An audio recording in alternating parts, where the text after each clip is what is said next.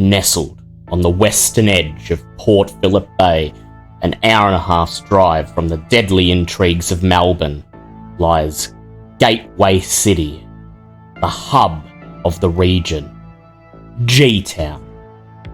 For the last 4 decades, an uneasy peace has existed between the Anarchs and Camarilla in G-Town, their borders meeting on Bruce Street in the very centre of the city. The two sects divide the domain neatly in two. The native Anarchs, consolidated in the industrial north, have learned to tolerate Prince Aveline and her Camarilla invaders, and she in turn grants all Anarchs the right to hunt and conduct business in her waterfront domain. Anarch rabble-rousers and Camarilla traditionalists each afford their counterparts a reluctant respect. Until now. Word from Melbourne has reached the kindred of G-Town. Prince Squizzy wages a war on 3 fronts against a newly reorganised Anarch faction, Sabbat infiltrators, and the onslaught of the Second Inquisition. As refugees from both sects flood into Gateway to escape the oncoming chaos, local tensions flare, and the truce that has maintained peace since 1983 will be pushed to its limits. Welcome to Lords of G-Town, a Vampire the Masquerade 5th edition actual play podcast presented by DM Fiat Podcast, with music by Kevin MacLeod, White Bat Audio, Ivan Duch, and Jaxius Music. Now, as the sun sets on the city and the blood stirs, let's see what horrors the kindred face this night.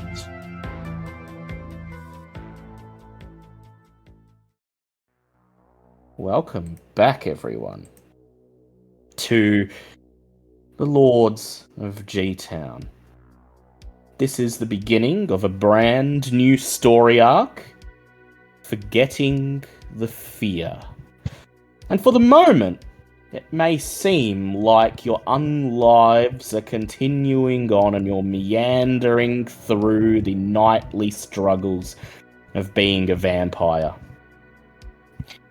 But beneath the surface, underneath the cold, black waters of Cowie's Bay, something sinister is stirring. Something sinister that has already begun to enact its alien desires upon the residents of G-Town, kindred and kine alike. And in this story, you just might get a glimpse of things to come. Before we begin, we're going to flash back to about 9 months ago, mid-June 2020. We open with a view of a weed-choked, overgrown old cemetery on the very edge of North Town, right there on the edge of Hamlin Road. An untended, sad fixture of the heavily industrialised northern suburbs of G-Town. And as a black Toyota hatchback crunches to a stop on the cracked, almost cobblestone-like curb running along the front of the cemetery, Adrian Cutty sits in the back seat, staring down at its phone, putting the finishing touches on a message. Not through a normal messenger app, not through not through your WhatsApps or your TikToks, but through a very retro message board interface. For the last several months of its life, Adrian Cuddy has been devoting its time to a message board simply known as X. A place where the monster hunters, the true believers, and the conspiracy nuts gather. But unlike most of them, Adrian Cuddy is able to peel back the layer of mundane reality. It truly understands that there is something underneath. And it has attracted the attention of a user using the handle Mort. Adrian sends off the message. I'm here, lol. Hope you're waiting. And then... Okay, Cross would never use the word lol. Okay, what would Cross said? Just everything the same except without the lol. Yeah, I'm here. Hope you're waiting. Adrian marks its name in its signature as Cross, the handle it's been using on the X boards. And unbeknownst to it, the persona that it's going to adopt from tonight for the rest of eternity. Adrian, as you slide your finger across the phone screen, putting it to sleep, the Uber driver kills the engine, and then he hangs over the back of the front seat, eyeing you cautiously. He nods his head towards the cemetery, and the fact that there are no signs of life within. Sure you're gonna meet someone here, mate? Doesn't look like there's anyone waiting for you. No, don't worry. It's family. Don't worry. Family? At a cemetery out in the suburbs at midnight. Some family you got, mate. Look. What do I owe you? The Uber driver sighs, and he takes your money. And then his gaze lingers on you for just a moment. And before he reaches over to pull up the knob and unlock your door, he says, "Here, just be careful, alright, mate? I'll only be a block away, and if you need a lift out of here, you just call the number there on the app. I'll be right back for you." Cross just sort of doesn't openly respond to this and just sort of gets out of the car. Your boots crunch down on the utterly devastated sidewalk as you slam the door shut behind you. The Uber driver takes one last look at you, his face screwed up in a mixture of curiosity and concern. Then he shrugs, turns the key, pulls the clutch, and the tires begin to turn, carrying the car away. You wait until it reaches the end of the road and turns right into a cul-de-sac, and you can no longer see it. And then you approach the wrought iron cemetery gate. Wrap your hands around the bars and force the gate open. It creaks. The old metal rattles as the portcullis admits you to the necropolis beyond, and you step into the unlit cemetery. All silent save for your boots crunching on the dirt path that winds through the graveyard. The leaves dancing in the wind. And all cast in shadow. The headstones and monuments, nothing more than angular, featureless shapes all around you, seemingly drawing in closer and closer further into the cemetery you get.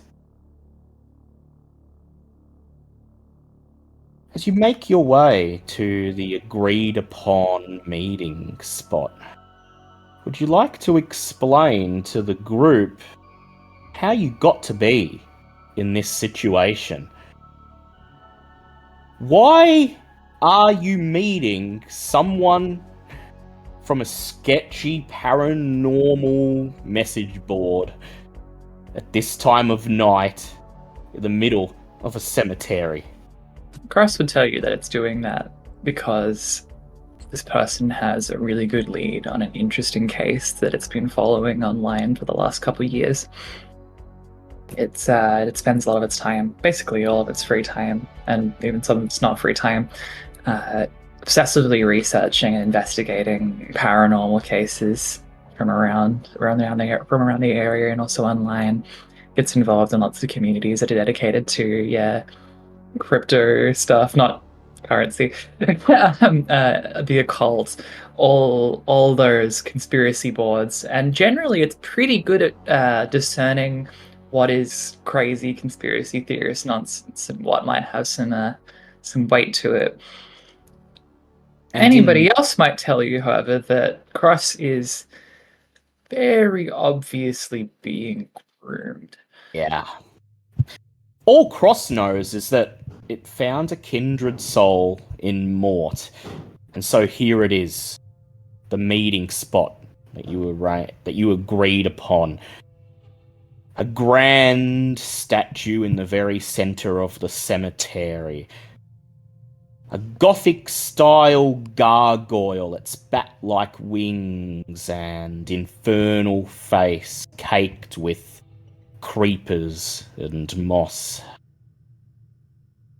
You call out, Cross. Hey, I'm here.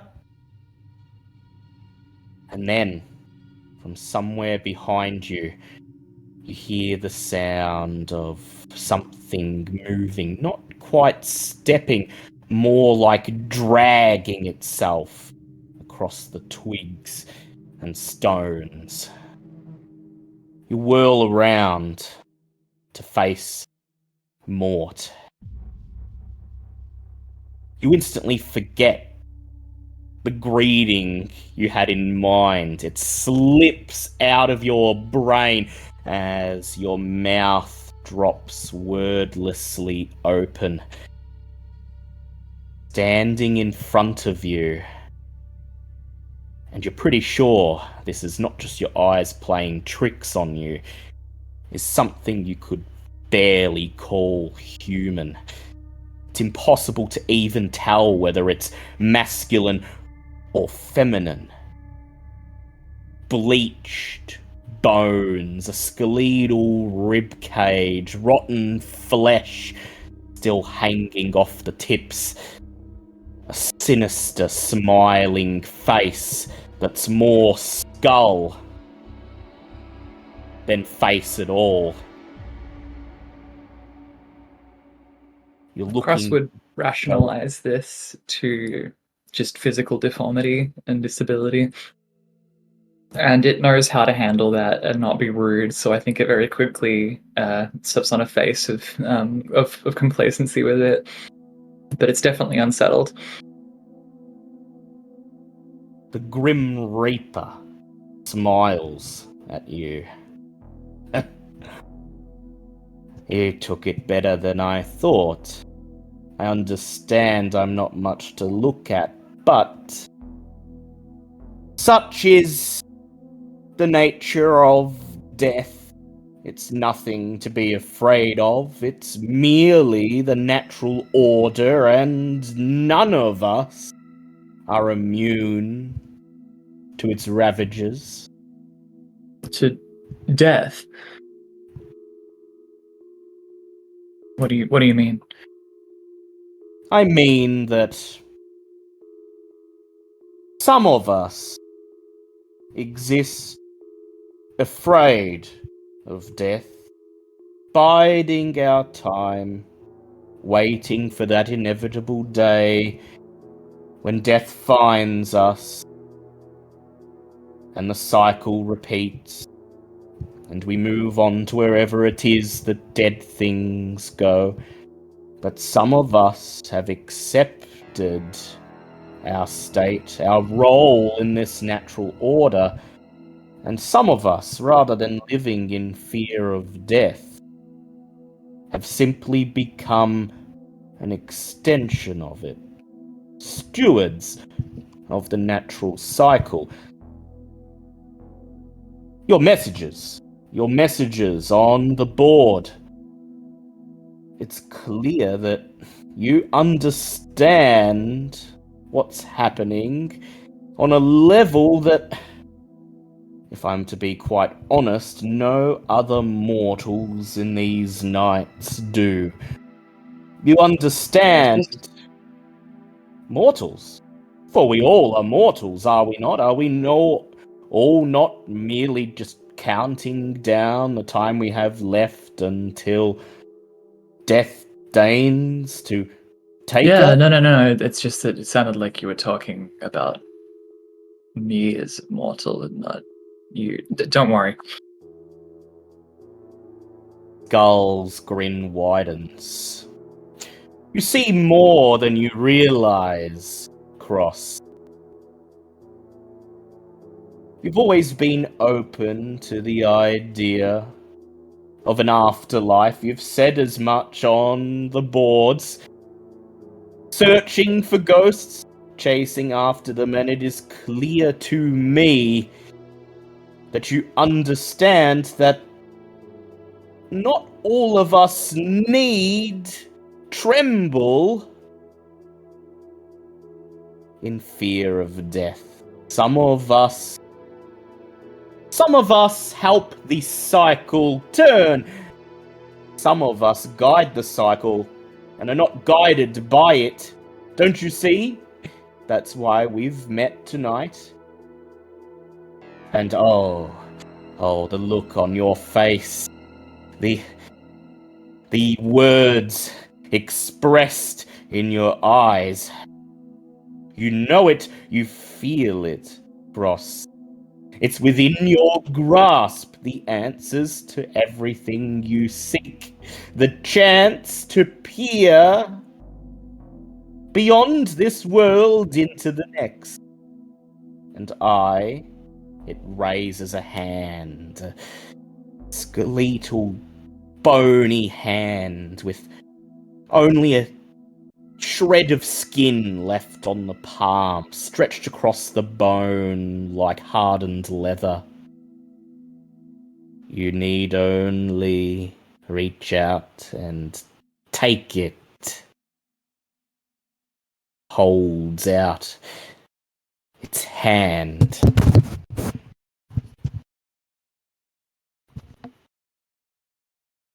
Crust just sort of looks at his hand for a while.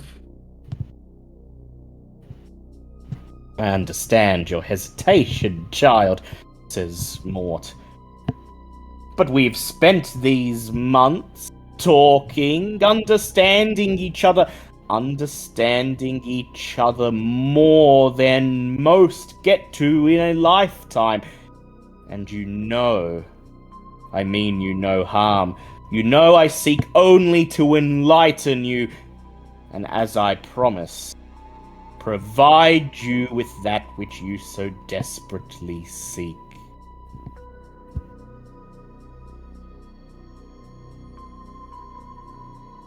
So, why am I here? You are here, Cross, says the thing, this grim reaper, this creature of death. Because tonight you embrace eternity. and become one with death. And then, before you have a chance to do anything, before you can respond to the shiver of primal terror that instantly grips you, the urge to turn away, step away, run to call that Uber driver and get out of here, its bony hand lashes out, grabs you by the wrist and pulls you towards it. Its face, if you could call it that, mere centimeters from your own, and now you can see it for what it is. Now you can smell it, that stench of death, that aroma of decay. It opens its mouth, baring its fangs.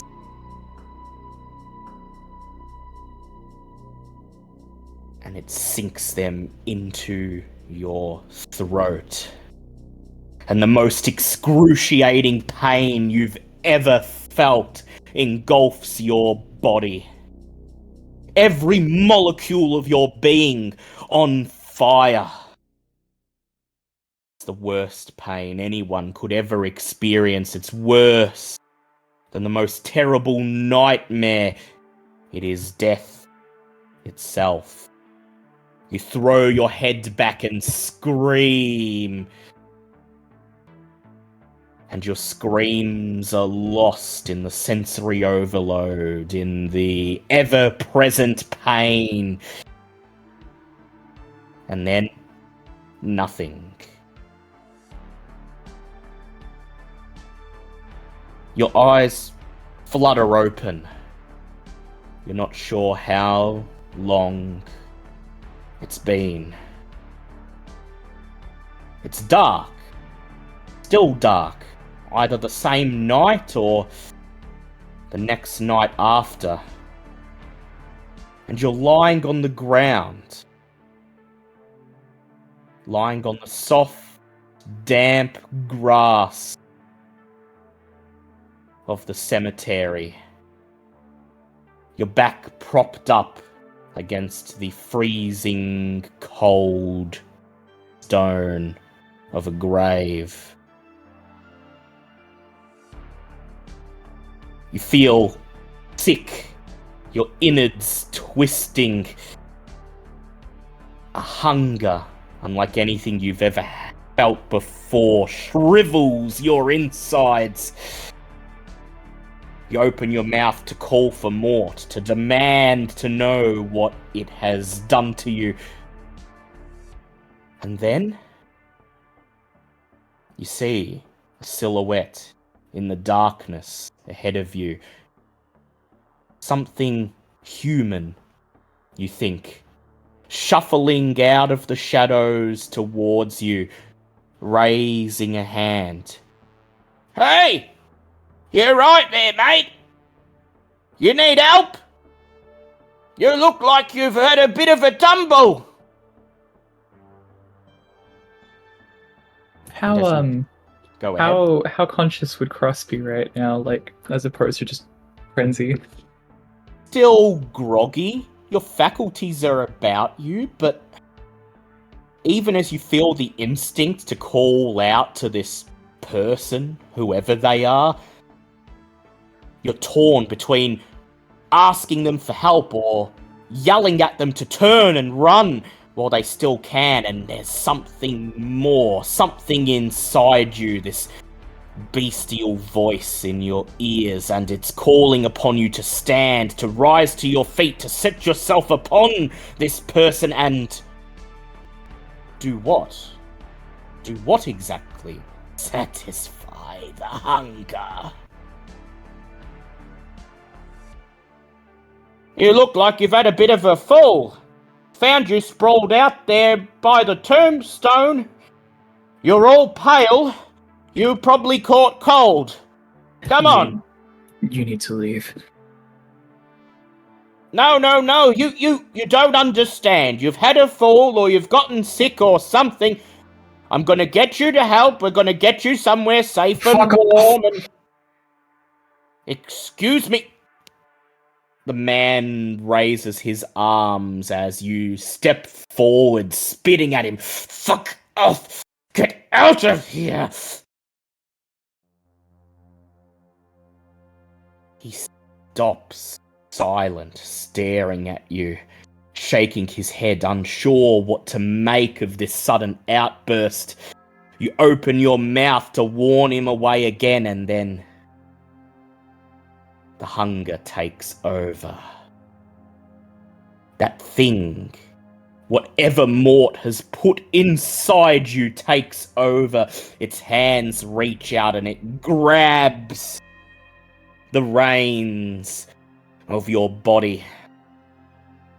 And as you open your mouth to shout to this unfortunate, to tell this man to turn and run, all you can manage is a snarl. As you fling yourself onto him, sink your teeth into his neck just as Mort did to you, and he throws back his head and lets out a terrifying scream.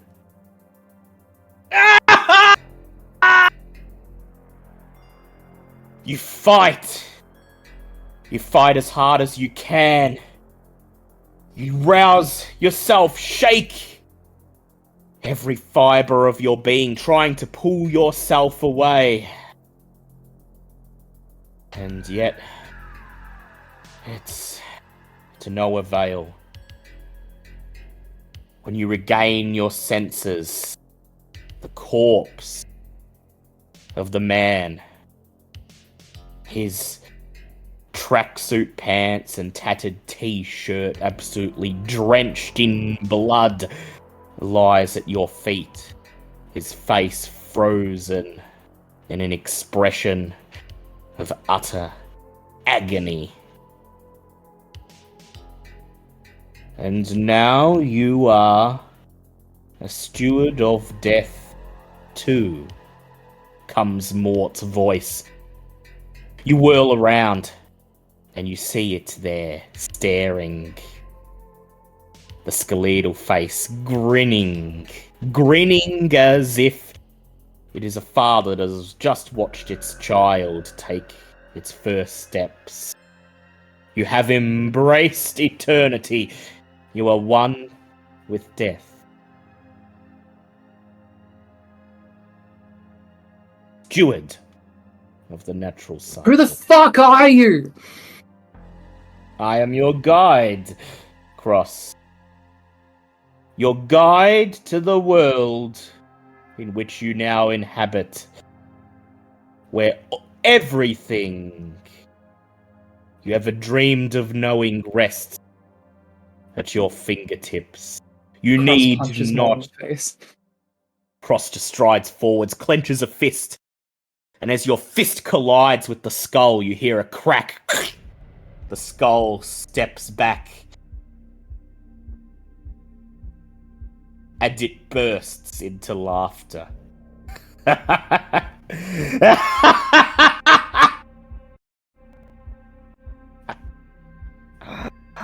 We fear death no more. And that is how Cross died. Let's move. I would like to have it on the record that Cross definitely punched a couple more times. Oh, I'm sure Cross Probably did. freaked the fuck out. And to each one of them, Mort just sat there and laughed. Laughed as if it was the greatest joke ever told. Present day, mid-March 2021. It's been almost 3 months since the debacle with Barry and his power play gunning for the recently vacated position of waterfront warlord. Life, or unlife rather, has for the most part returned to normality. At least about as normal as it can be when you are creatures of the night. The Anarchs seem to have adapted to the new paradigm relatively easily, with Dinesh proving to be a far more effective warlord, far more capable of uniting the Anarchs behind him than either Victor von Strudeldorf or Barry ever were. And the Cam? Well, the Cam, as ever, sit there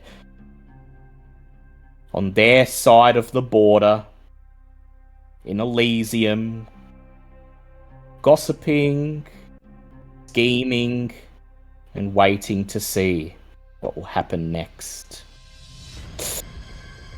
As we begin, I would like everybody to go ahead and make a rouse check to see if you get hungry as we begin the night's events. As this is a new story, you'll be starting at hunger 1 unless you happened to gain any hunger during your downtime actions, in which case you start with that.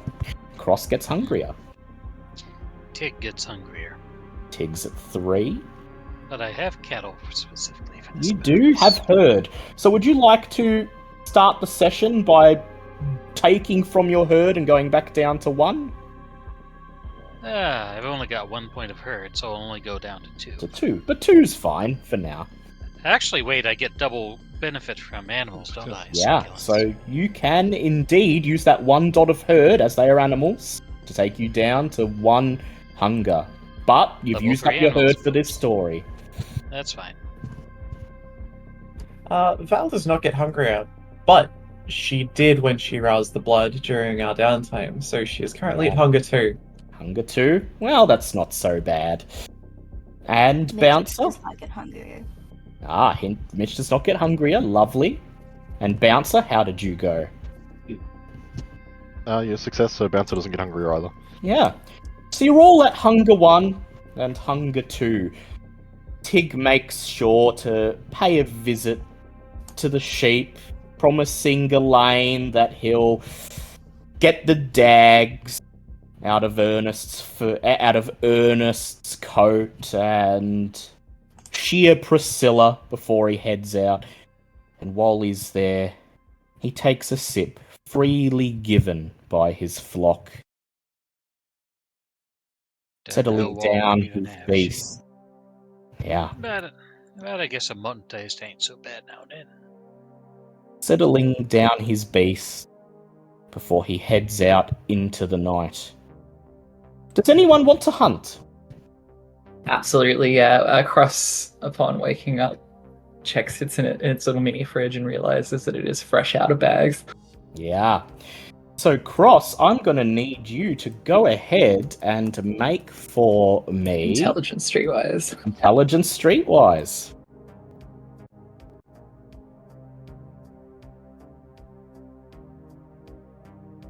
One success.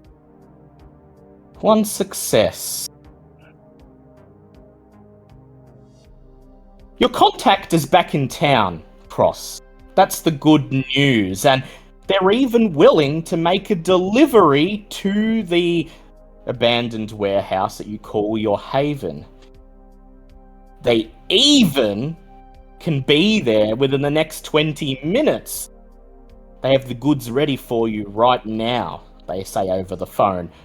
The bad news is the COVID pandemic is in full swing.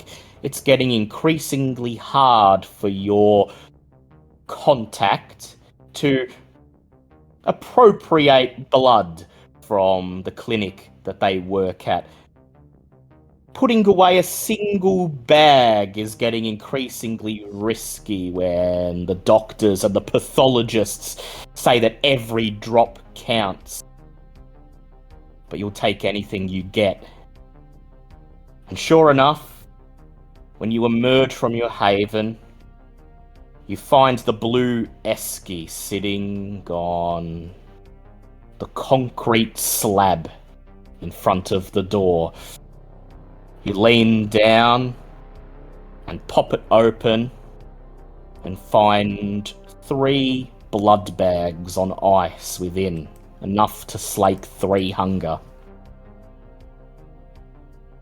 Lovely. How much would you like to slake right now? I'll just go down to 1. So Just yeah, one? use 1. You grab one of the bags, hold it up, and your beast purrs in anticipation as you dig your claws into the plastic, tearing it and licking up the blood as it runs down your arms. That sweet vitae. And no eternal pain inflicted to get it. You stow the other 2 in your instrument kit, just in case you need them later tonight. Hopefully a more renewable and reliable source of blood will show up in the near future. You'd hate to be reduced to your base instincts, but this'll do for now. You pull out your phone, open the Uber app, and summon transportation. You've all received a message tonight from Sam Stokes, the consul. And as you all meet each other,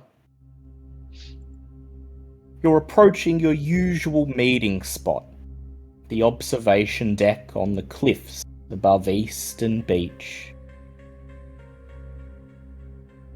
That little picnic spot under the half-collapsed gazebo that provides a view of the endless darkness that is the bay below, the inky blackness that seems to go on forever and ever, an abyss that stares into you as you stare into it. The air is cool and salty as you make your way up the winding path that leads to the cliffside picnic spot above the beach. The only sound is the gentle lapping of the waves below, and the occasional rustle of leaves as you brush past. The moon is full and high in the sky, casting an eerie light over the scene. As you reach the top of the cliff, you find the weathered gazebo engulfed in pitch-black shadow. As you approach, you see the slender form of Sam Stokes standing within the darkness. She silently waves a hand, and the shadows depart, scattering like scared animals, revealing her pale skin, jet black hair, and piercing blue eyes. "Glad you could make it," she says, gesturing for you to make yourselves comfortable around the wooden picnic table. "Got a job for you," she says, as you sit down. Her eyes first turn to Cross. "And you, young Cross, you're officially part of my entourage now. I've made arrangements with Mort, you see. I understand that it's not normal business for the Hecata to hand their neonates over to me for the requisite training, but, well, Mort wants you to see the world, learn how to play the game, embrace the eternity, as they said. So we made an arrangement. You saved these guys' asses during the Barry Jr. thing, and I could use a Hecata on my team. Even a young one. I'm not one for talking to ghosts, and you seem to have a knack for it, so until Mort says otherwise, I guess you're stuck with us." She smiles. It's the type of smile that says, "I'm enjoying the fact that you probably don't want to be here, but I'm gonna force you to be here anyway." Yep. I know.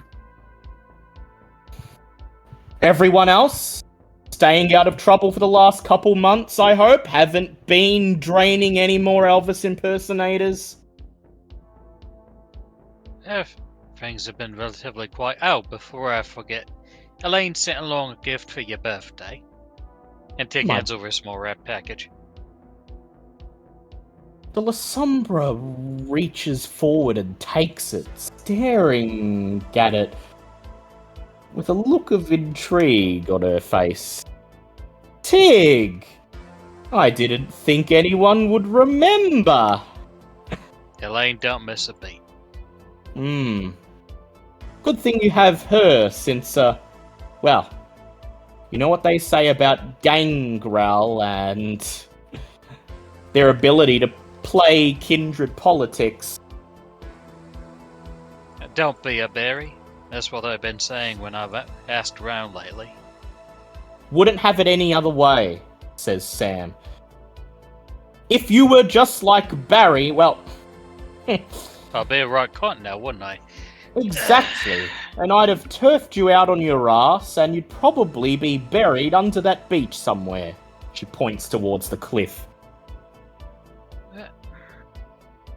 With a smile on her face, she unwraps the present, carefully undoing the ribbons and stripping the paper away. And Tig, what does she find within? It's rather battered. Probably from around the turn of the last century. It's seen a lot of use, which was why it wasn't too much from the antique dealer, but it's a pocket watch, an analog one. She stares down at the brass pocket watch. Then she slides it into the folds of her coat. And she says, Tig, I'm genuinely surprised. You shouldn't have. It's been a long time since I've had pocket watch. You know me so well. Her gaze glides over Mitch and Val and Bouncer, and she says, I suppose the three of you forgot it was my birthday? Don't have Tig's lovely wife on the ball to help you out. Well, technically it ain't. It was a month ago, but I ain't seen you for a month, so, you know.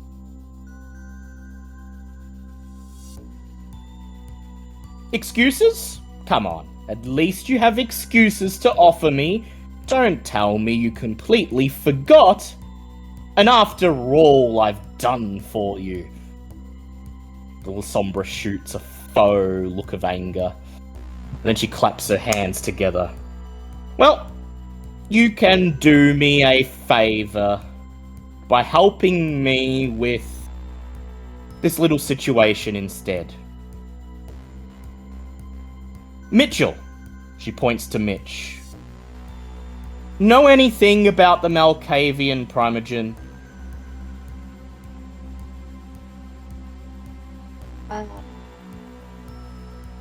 At some point I did. Haven't been around court much lately, have you? No, Hawthorne doesn't think I do very well in court. I think Hawthorne needs to give you time to shine. Well, what we've been tasked with tonight relates to the Malkavian Primogen. Gabriel, as I'm sure you know. Anyway, his child, an ancilla by the name of Nadine Brandt, is looking for someone to help locate a missing ghoul. Now, ordinarily, Nadine would search for her ghoul herself, but here's the thing. Nadine is on probation. The Prince and the Primogen have got eyes on her, and she's under orders, strict orders, to be on her best behaviour or be kicked out of the cam. So she wants someone unaffiliated with the cam or the Anarchs to look into this for her. You all know what happened a few months ago with Mr. Dawkins, a child of the Ventru Primogen. defecting to the Anarchs and getting them involved with his little money-making scheme at Pentex, right?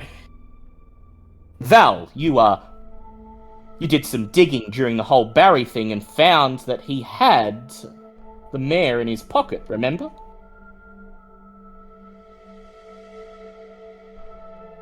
So, needless to say, the other Primogen are keeping close eyes on their childer, trying to ensure that the occasional dalliances they have with Anarchs don't turn into outright betrayal. Whatever Nadine happened with Dawkins? shrugs. She says, oh, he's still there. Still on the board of Pentex, still trying to push ahead with that little project he's been spinning, trying to get that oil platform up in Cowie's Bay. But, thanks to your actions, Jeanette's managed to pull the mayor out of his pocket. And so he's having a bit of a harder time of it. The important thing is that none of the other Primogen want their childer to do what Dawkins did. Now, Nadine's sire is Gabriel, the Malkavian Primogen, and he's a staunch supporter of the prince. He's a quietly powerful man known for his keen intellect. She clears her throat, folds her arms, and leans towards you over the wooden picnic table. In the 5 or so decades since her embrace, Nadine has shown little interest in politics. She mainly hangs out in an old, retro-themed movie rental shop. Somewhere down there in Chilwell. Doesn't show up at court, and for the most part, keeps to her own devices. Now, the thing is that she's occasionally been seen in the company of Anarchs.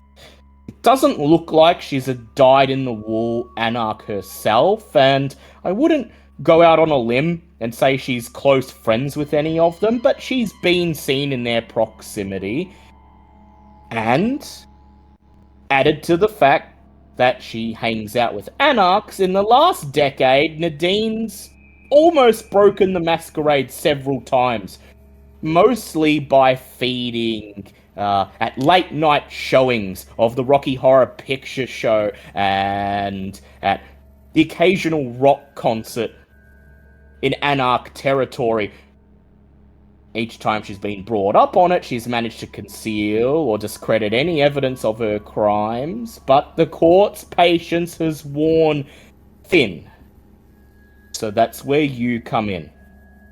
Her ghoul's been missing for the last few weeks, and she's starting to worry. It's not like him to drop off the radar, she says. And, well, Val, Mitch, you're in the cam.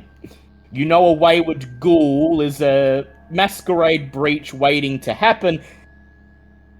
And with all the eyes on Nadine, she'd rather that her ghoul doesn't end up in the hands of someone who's going to use what he knows to expose her.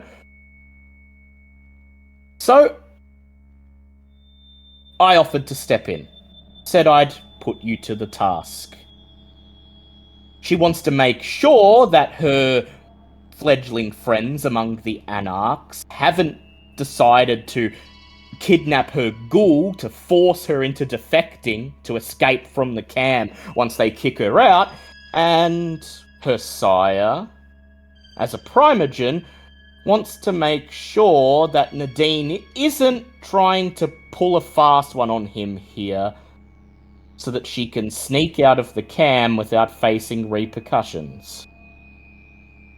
So, she reaches into the folds of her coat, pulls out a piece of paper and a key with a green plastic tag attached, slides them across the table towards you. Nadine has seen fit to provide me with the address at which her ghoul usually resides, is a man by the name of Carl Cryer. And she says he's incredibly useful and he needs to be returned as soon as possible. The key should let you in. She also said that she'd like to check in with you at some point, but there's no rush. I will say, though, as I promised her sire that we would leave no stone unturned. When you do check in with her, I'd like you to do some digging of your own and try to make sure that this situation is what she claims it to be. That she's not trying to pull some little anarch plot that's going to throw the cam into disarray. Remember, I'm the consul and you are my envoys, and our duty, above all else, is to keep things peaceful, or at least what accounts for peace in this city. Any questions? Val hurriedly keeps scratching at her notepad with her pen as fast as she can, kind of like etching all the way through the paper with the speed she goes, and raises a question. So, it seems like we've been clamping down a lot on Masquerade breaches lately, but surely there's some more to it than this. Mistakes happen all the time. Is this entirely because of the Primogen, or is there something special about Nadine? This, she smiles, her eyes twinkle. You're thinking along similar lines as me. Look, we know ever since the Barry incident that everyone's been trying to clamp down on Masquerade breaches, and we know that ever since Dawkins turned Anarch, the rest of the Primogen are trying to keep their child firmly within the can. Nadine has a history of breaching the Masquerade. That's why she's on that's why she's got cam eyes on her at the moment. But there's got to be more to it. You're right. Normally a missing ghoul, well, if he turns up somewhere, starts spilling his master's secrets, that'd be a simple question. That'd be a simple solution. Simply dispose of the ghoul, right? But, well, both Nadine and Gabriel are quite insistent that this ghoul is returned to them as soon as possible. And no, despite my best attempt to extract more info, they were not forthcoming. Perhaps when you chat up Nadine, you'll put your harpy sense to good work, eh? So just out of character, I assumed that Val would know which Primogen she's referring to. Yeah. The Malkavian Primogen, Gabriel.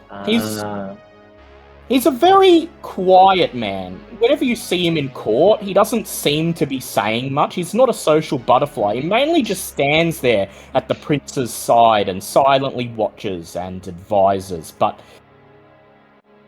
everyone knows he's incredibly intelligent and he's a very staunch supporter of the prince. And you, Val, would know that it would be very, very embarrassing to one such as him should his child turn out to be either conspiring with anarchs or flagrantly breaching the Masquerade. Val's going to scratch down some more notes about that as well. Keep an eye on the ghoul, because whilst ghouls don't end up being exactly like their masters, they end up having a little bit of them. We're How hoping... long Go ahead. exactly? How long exactly has the ghoul been missing? According to Nadine, she last spoke to him just over 2 weeks ago. 16 days. Normally, all she has to do is pick up her phone and call him, and he'll be right there at her side. But he's gone completely AWOL. She's been to his house, checked it out, said he wasn't there, but gave us the key so you could do your own investigations. Right now, she's confined to her little shop down in Chilwell. She can't leave the video rental store, or her sire's goons will be right on her. So she can't really look herself. She's hoping that maybe he just wandered off somewhere and that nobody's poached him. Again, they keep saying he's incredibly important. It's quite an interesting relationship to have with your sires, to be afraid to leave your front door. Well, she spent the last 50 years keeping to her own devices. It's only because she's on probation that her sire's watching her. Doesn't want her to follow Dawkins' example and defect. So he's basically pulled in all the favours he owes in the court and has got people sitting on her 24/7. Can't defect to the Anarchs if you can't leave your haven, right? That's bad parenting is what that is. It's going to make it more appealing to her. Got a helicopter siren going on. Sam shrugs. I guess so, but sometimes a bit of control's needed, especially when your child's got a reputation of breaching the Masquerade. And hangs with Anarchs in her spare time. Let's say I don't really blame him. But it does complicate things. You've got to investigate and keep Nadine and her sire happy, while also contending with whoever he's got watching her ass. Alright, well, doesn't sound too bad. Yeah, that's a bit of a tender question considering everything we've just been through, but do we have some kind of time limit before Barry Jr. decides to off somebody else or something? Well, thanks to Cross here, as I've heard, Barry Jr. is now 6 feet under the bridge out over Cowie's Bay, and he's going to be there for the next 100 years, so... Oh, I was alluding to Final Death by breaching Masquerade, like the time we had last time, but... I was wondering what the fuck you were talking about there. I was like, That's good to know. Barry's been staked. No, Barry's been staked. Look, we don't know where Nadine's ghoul is. And we don't know that he is a danger to the Masquerade, but we want to be safe. So, no time limit as such, but you'll want to get on that ghoul's trail as quick as you can. Nadine herself, she's broken the Masquerade several times in the past, but while she's confined to her haven, that's probably off the table. Right, so hurry, but nobody's life is on the line yet. Got it. No. Handle it at your own discretion. You've got the address to the ghoul's residence and a key to let you in there. And you'll find Nadine here. She writes down another address on the piece of paper. Check in with her at some point. It's up to you in which order you want to do things. Just remember, if you mess up, someone among the Anarchs and someone among the Cam are both going to be very pissed, and we're going to have a lot more of a mess to clean up. Now, if there's nothing else, I'm expected at Elysium. I have to advise the Prince on a proposal she's received from the new waterfront warlord. Something about allowing embraces conducted in Cam territory to retroactively apply to Anarch gets. Either way, I'm the one who has to raise the licks, but I've been called in to give my opinion. So, best of luck, and be careful, alright? Shit's going down in Melbourne, and it's only a matter of time until it spills over to here, so treat this as a powder keg. So I'm sure I've proved to you after last time we can handle pretty much anything. I'm sure you can. Tig looks uncertain at that. I'll leave you to it, Sam says. In a single motion, she rises to her feet, turns on her heels, and steps away from the gazebo, pulling the darkness around her like a shroud as she disappears, leaving you alone in the silence, save for the sound of waves lapping at the beach down below. Wallace calls that pulling a Batman, but I have no idea why. Alright. It's always disconcerting. So your investigation has a couple starting points. You got to pick up the trail of this ghoul, but you also have to check in with Nadine herself. You've been given the location to start both of these, and it's entirely up to you where you'd like to begin, or if there are any other ways you think you could shake out leads, any contacts you think that would be useful, feel free to contact them. So I want to ask about one of Mitch's lore sheet things. Yep, the Malkavian cobweb. Yeah, so it says on across the web that you can hold more involved conversations with Malkavians in your city. Does that mean that Yeah. you would be able to contact Nadine on the web? Yes, indeed you could. If you don't want to go to her haven, you sure can. Please tell me Mitch makes modem noises. Yeah, see. It's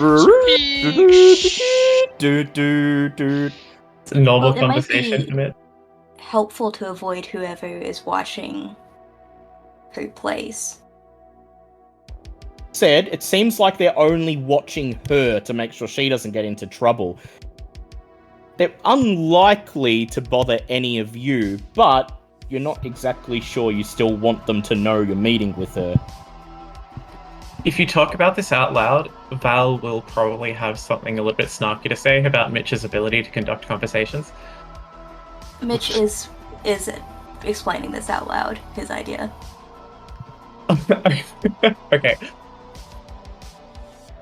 Val kind of just like taps with her pen on her notebook and repeatedly just like tuts to herself. Are you sure you can handle this? Like, extracting information? Do you feel comfortable? With another Malkavian, it's easy for us to understand each other in a way that's harder for me to understand other kindred. Val smiles to herself. This finally makes it make sense. So, Mitch, would you like to do this? Yes. So as you are all still sitting around the table, Mitch closes his eyes. He holds out his hands in front of him and moves them as if he's manipulating the dial on a long-wave radio. An invisible dial trying to find the exact right frequency. Go ahead, make a rouse check for me, please, Mitch. Failed. I get a Failed. little You got hungrier. hungrier. It's not often that you partake in this form of communication. The Malkavian Madness Network. There are some Malkavians who live in this, who have immersed themselves in this. But Mitch is not one of them. Mitch likes his peace and quiet. And so it takes you a few minutes to attune to the wavelength, as it were. It's very much like trying to hail someone over radio. Staticky, incorporeal. Static ringing in your ears. Indecipherable voices somewhere in the void, chattering over each other. More and more of them. Hundreds of voices. All whispering, shouting, babbling, and you can't understand a single word. until your fingers turn the dial one more time and something clicks. The static disappears. And you're talking to Nadine Brandt. You're one of Sam's, she says, an envoy. Mitch, right? Yes, we wanted to ask you about your goal. Oh, Carl, yeah. Yeah. Well, what can I do? He's been missing for just over 2 weeks. I've got no idea where. And if he says anything that could be seen as a masquerade breach, then I am in big trouble, because I don't know if you heard, but I've got a sort of history, and well, my sire's a bit in the shits with me at the moment. Well, one major question I have is, when was the last time that you let Coil feed from you? Well, he only gets his dose once a month, and so it would have been at the start of the month, just before he went missing. Actually, wait, no. One more time after that. He was fed twice this month. Got his normal feed at the start of the month, and then again a week later when I had a near miss. And I needed him to cover some tracks for me, so, I gave him an extra dose so that he could better conceal himself, And I'm pretty sure that was the last time I saw him.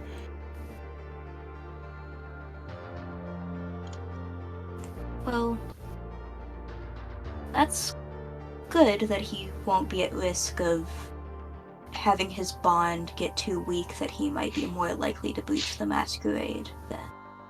But what was this near miss that you're talking about? What happened? Oh, it was...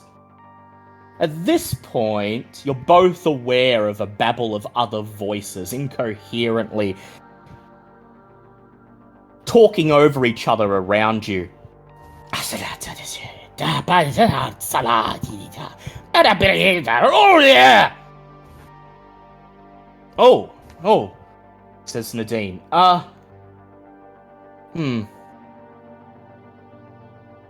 don't want my sire to hear, is the thing. Look, this was really clever. I was not expecting you to reach out this way, and, look. The people watching me, their shift, or whatever they're on, it ends at 9 p.m, and there's a window of about, 20 minutes before the next set of goons come, and, well, you could sneak in the front and... I can tell you in person.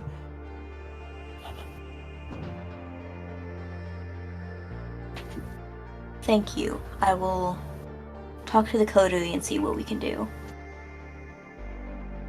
You hear Nadine gasp as if she's about to say something, and then you feel her presence dissipate, and a voice simply whispers in your ear, "Pray tell you're keeping my child out of trouble."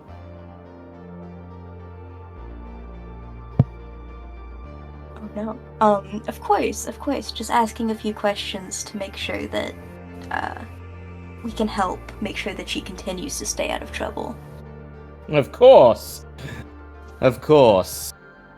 I'm very interested in hearing about this near miss. So please, when you know more, you know where to find me. Mitch opens his eyes and he lowers his hands, clamping them down on the wooden table. To the rest of you, it's obvious that he's done that weird Malkavian thing that they sometimes do, where they just tune out and seem to awaken from a trance with reams of knowledge that they shouldn't have being gifted to them through the ether. I have a feeling that Cross felt something vague and undefinable while that was going on. Yeah.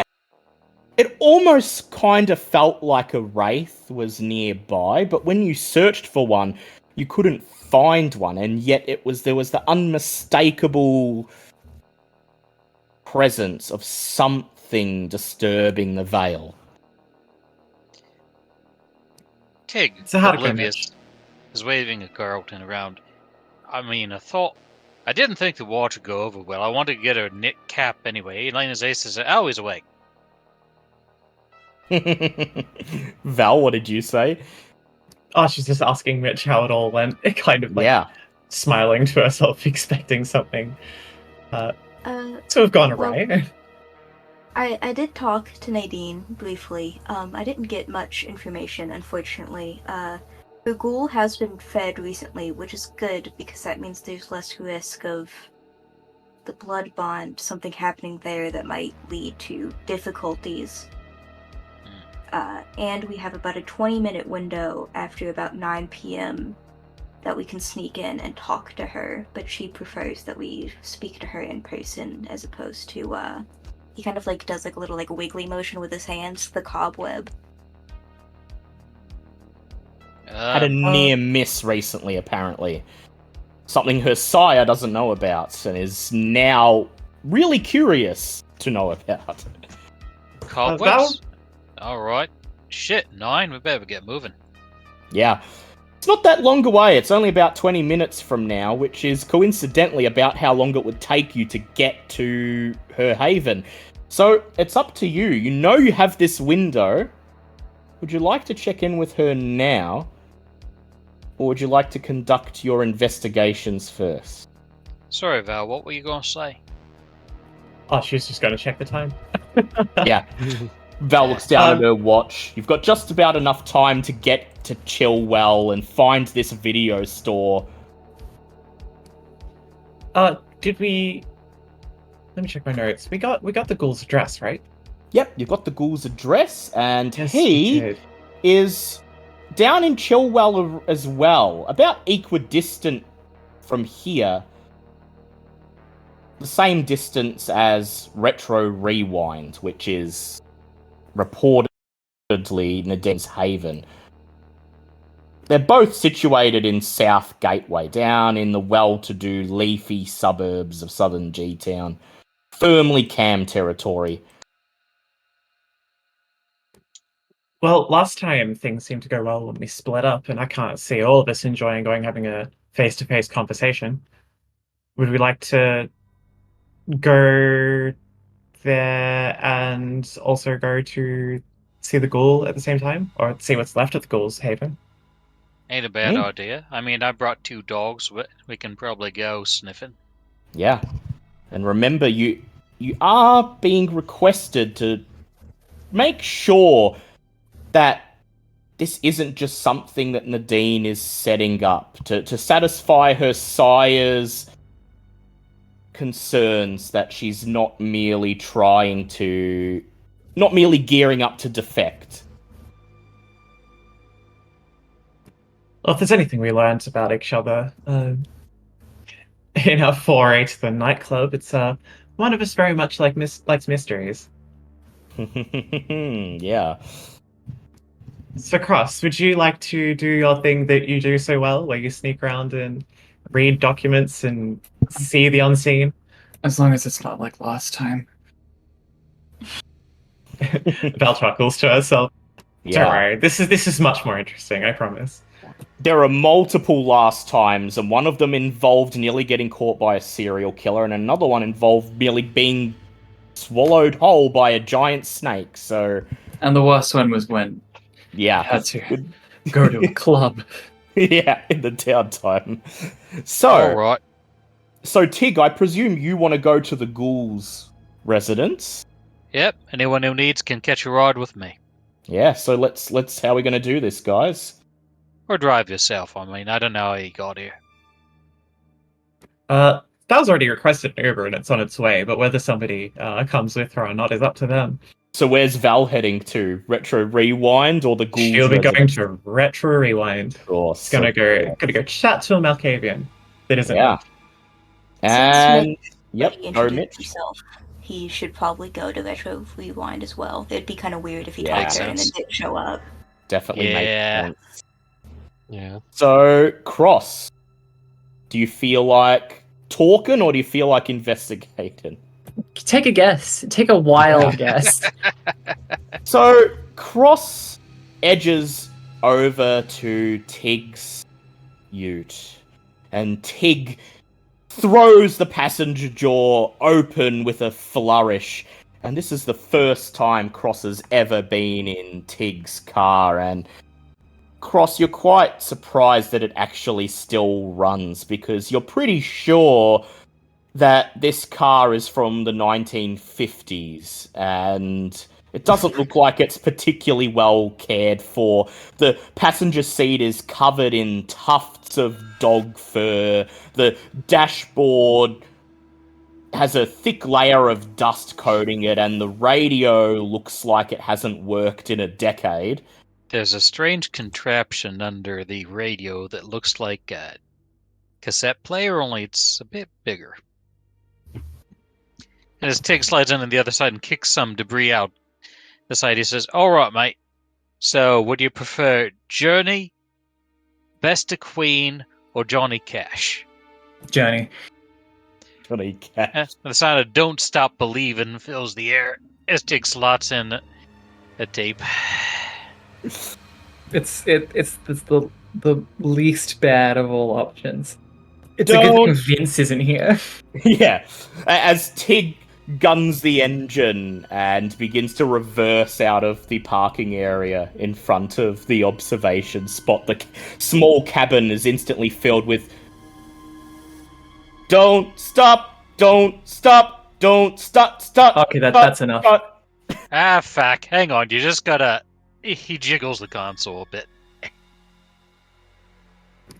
Val kind of waves them down before they leave, and Hang on to this, feet. Cross Yeah? just mashes the power button. yeah, Val waves them down like a taxi and turns to Bouncer. Sorry, love. Where do you want to go? Do you want to come with us, or do you want to go with them and whatever it is they're doing in that awful car? I think I'm probably a bit better suited at coming and talking with you lot. Yeah, I wouldn't get in there if I was you. The Uber that Val ordered pulls up, and you see the driver give a concerned glance at the monstrous ute that's positively vibrating on the road next to it. And then Bouncer and Mitch follow her and climb into the Uber. So, yep. As they hop in, Val kind of muses to the air. Oh, I feel so sorry for Cross. I don't think it knows what it's getting into with that ride. As Val says this, you hear the engine of the ute roar, and it reverses out onto the road. The tires squeal as Tig picks up speed, and instantly the three huge dogs in the back start howling. Ooh! Ooh! Ooh! Val just pulls on the little Two. electric window button, and the window slides up in the Uber. Two of them are howling. One's like poking his nose through the compartment hatch and sniffing the back of Cross's head. Sniffing Cross and barking loudly. So, as the Uber driver gives Val a very strange look, she turns the key in the ignition and the little Prius roars to life as it carries you into downtown Gateway and to the sleepy suburbs beyond. We'll go with Retro Rewind first. About 20 minutes later, just shy of 9 o'clock, the Uber pulls up in front of Rewind Rentals, right on the edge of South Gateway and Rockford. It's at the end of a little side street that ends in a riverside park where people can enjoy their middle-class coffees and cafe treats that they've purchased while watching the Barwon River flow by, or rather, a specific part of it that isn't as polluted as the rest. Rewind Rentals slumps between two other businesses, a preserved antique of an earlier age of weekly rentals and overnight blockbusters. The business is obviously viable because it's still running, although the peeling paintwork and flickering neon indicate perhaps a slow decay.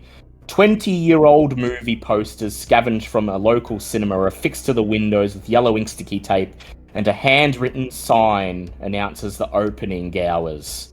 7:30 p.m. to 3:30 a.m. every weeknight. Inside, the unfiltered fluorescent tubes cast stark light onto the chipboard shelving and display racks. Ranks of VHS covers show a comprehensive collection of horror movies, whilst a smaller section of the store caters to other genres. The smell of greasy popcorn greets you, emanating from a large machine with small styrofoam cups, and a neat sign indicating that browsers are welcome to enjoy a complimentary cup of popcorn whilst they find their new favourite movie. It seems like a nice, nostalgic touch to a time when businesses cared about their customers. You scan the area ahead of you, searching the shop for any sign of Nadine herself. You see a young man behind the counter, and he's in a friendly, highly animated discussion with a patron, whilst perhaps 5 other customers meander through the collections. Beyond the reception area, there's a coin-operated coffee machine, a fridge of soda drinks and chocolates, and nearby some round tables and plastic chairs that appear to be the product of a school surplus sale. Sitting in one of the chairs is Nadine, the Malkavian Ancilla, and your contact. She drinks coffee from a foam cup and smiles as she feigns breathing by forcing warmer than the surrounding air vapor from her mouth. Another empty cup sits next to her, popcorn kernels littering the table, and her arm rests on a VHS copy of a movie called The Blood on Satan's Claws. As you approach, she fastidiously sweeps the detritus into the empty cup and tosses it in a nearby bin. I'm going to bring a picture of Nadine up in Owlbear Rodeo so you can get a good look at her.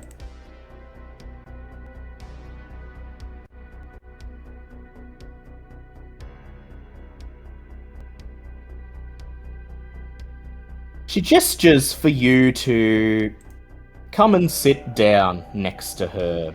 Her eyes looking far more gigantic than usual, resembling insects' compound eyes behind the thick lenses of her gigantic geeky spectacles. Her pale skin glows purple in the dim light, and on her t-shirt, a ski mask wearing maniac gleefully brandishes a blood-soaked machete.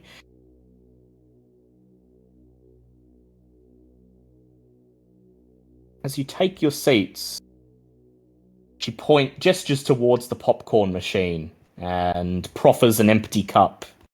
Popcorn?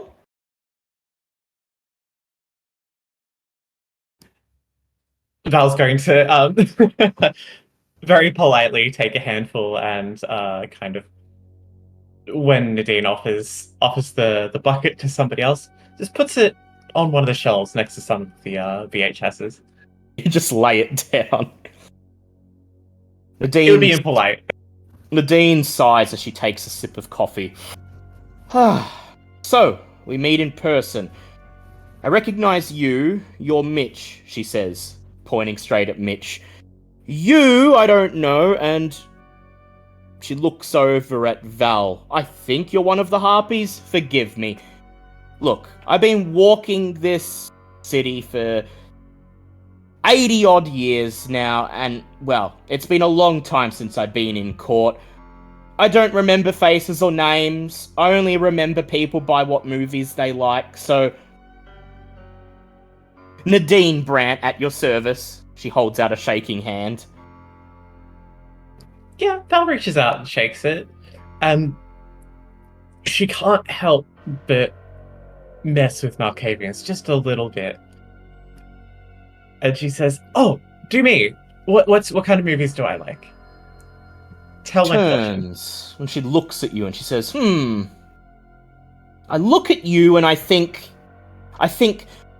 Mean Girls and The Devil Wears Prada. And when it comes to horror movies, she bites her lip. You kinda got a bit of the devil's advocate around you, I gotta say. Valerie smiles a wide smile. Nothing but vampire movies for me. Vampire movies? Ugh, she says. Can't stand them. You know, they got that one called Nosferatu, and he's doing, like, all sorts of Tremere shit. Val chuckles. She definitely doesn't like vampire movies, but it's so much fun to mess with Malkavians.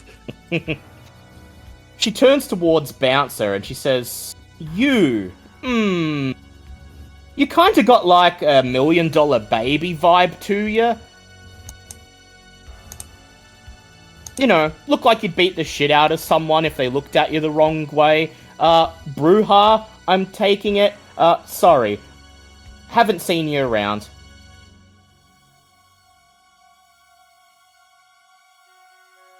Well, that's fair enough. Never been to Elysium, so you wouldn't have seen me there.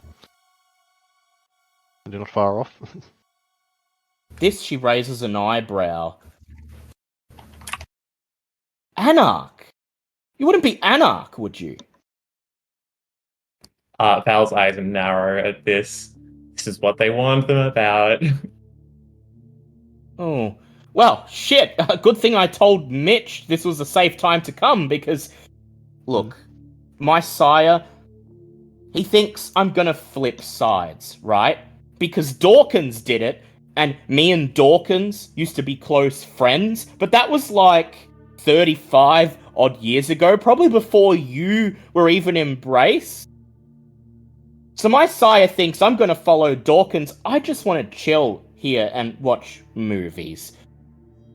And look, maybe my grasp of the Masquerade is a bit loose sometimes, but I'm working on it! And if I can just find Carl before someone else gets to him first, then my sire can have his friend sit on this shop for however long he likes, and eventually he'll get bored and realize that he wasted all this time watching to see if his child does anything other than watch movies and talk about movies with her little cadre of nerds here. She gazes over at the blonde-haired man behind the counter with obvious affection. Wait, you knew Dawkins? Like, way back? Why? Oh, yeah. Well, you know, both child are of Primogen. It's not easy to make friends amongst the rest of the cam. You know, you got that status on your shoulder, so naturally, you know, you make friends with each other, and he really liked that, what's that one with Gordon Gekko in it? You know, Greed is Good and all that. That was his favorite movie. And, you know, I never could see it. Cinematography was a bit and the character wasn't especially likable, but when you think of it through the lens of a horror movie, it really did highlight how horrifically scary capitalism can be, you know? Val reflexively looks at her watch and pipes up. So when did you say the next shift was coming? Oh, so, he's had them sitting on this place for like a week now. He's got some ghouls that watch during the day. Gets to 9 p.m, they go home, and then some neonates that he's roped in come and watch for the rest of the night. They should be arriving... Ah, there, she says. She points out the window, and you whirl around on the spot, and you see a deep crimson car pull into the parking lot outside. There are at least 4 people seated within, and all 4 of them are staring like robots straight into the video rental store. Yeah, they'll be here all night, Nadine says. Right, so we got in without being seen, but they're gonna see us on the way out. Yeah, and forgive me, Bouncer, was it? Yes? Yeah, and you're an anarch. Now, look, this whole anarch cam thing, I don't give a shit. I got plenty of friends who are anarchs. They know that I'm not involved in their cause. They know that I'm not a die-hard supporter of the cam. I just do my own thing. But if my sire hears that anarchs came to visit me tonight when I'm already in hot water, I think maybe you'll have to go out the back door later, maybe? Yeah, I think... anyway, Hold on, forgive me for asking, and tell me if it's none of my business, but if you're not allowed to leave, when do you eat? Unless you eat... And she kind of looks around at some of the sweaty people kind of browsing the aisles. She smiles and winks. I tell them we're reenacting the Lost Boys. They love it. That surprisingly tickles Val. Alright. Mitch, she says, you... Rain Man. Definitely Rain Man. But, also... that cartoon that the kids watch, you know, with the blue-haired guy and he's always burping. Always drunk. And he's a massive nihilist. Put those 2 together. And that's what I get. Mitch is just eating popcorn and has no idea how to respond to that. So, look.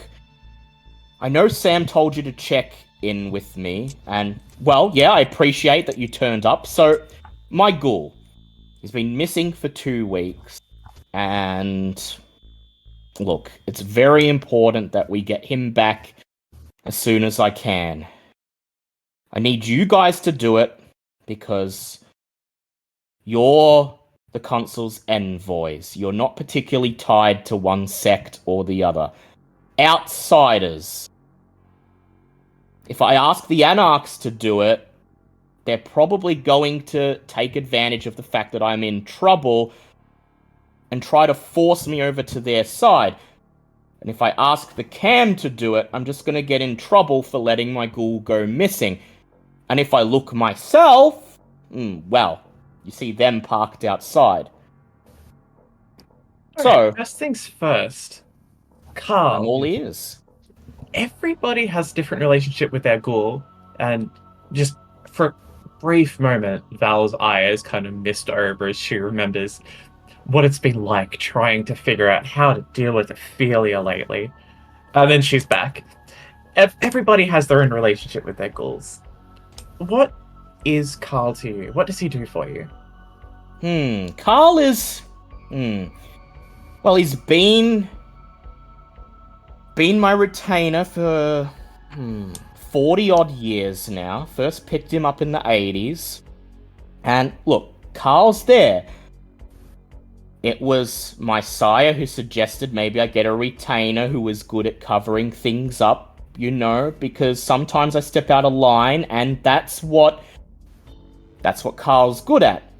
You know, he can obfuscate, obviously, from the vitae, but, well, he's also a hypnotist, and has a way with people, and is pretty good at convincing them that what they saw was actually just their imagination. And then there's the deal we've got going on with my sire, and... I probably shouldn't talk to you about that. That movie's still out for review. Wait, no, that sounds important. You can't just like Mm, you're a No. movie buff. You can't just put something out there like that without touching on it. no, I disagree, Nadine says, screwing up her lips. This is, it would be spoiling it, you know. No, definitely not. Mitch kind of pipes up and is like, well, actually, to me, this sounds like a Chekhov's gun that you're not going to fulfill, which would be very bad filmmaking. I'd like Mitch to go ahead and make a charisma, performance, or persuasion check, please. Okay. Add an extra dice for speaking her language.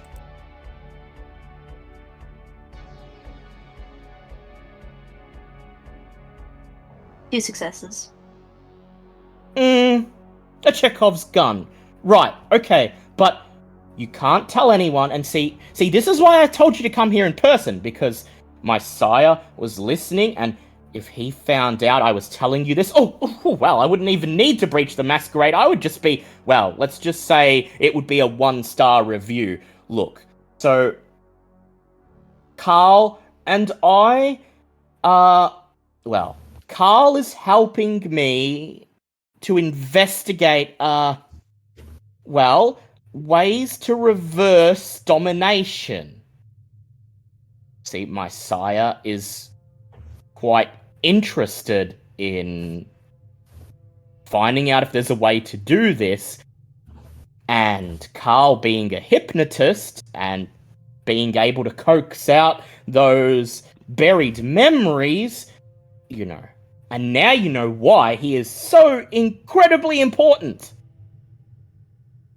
Wait, when you say reverse, do you mean like Uno card reverse, or do you mean undo reverse?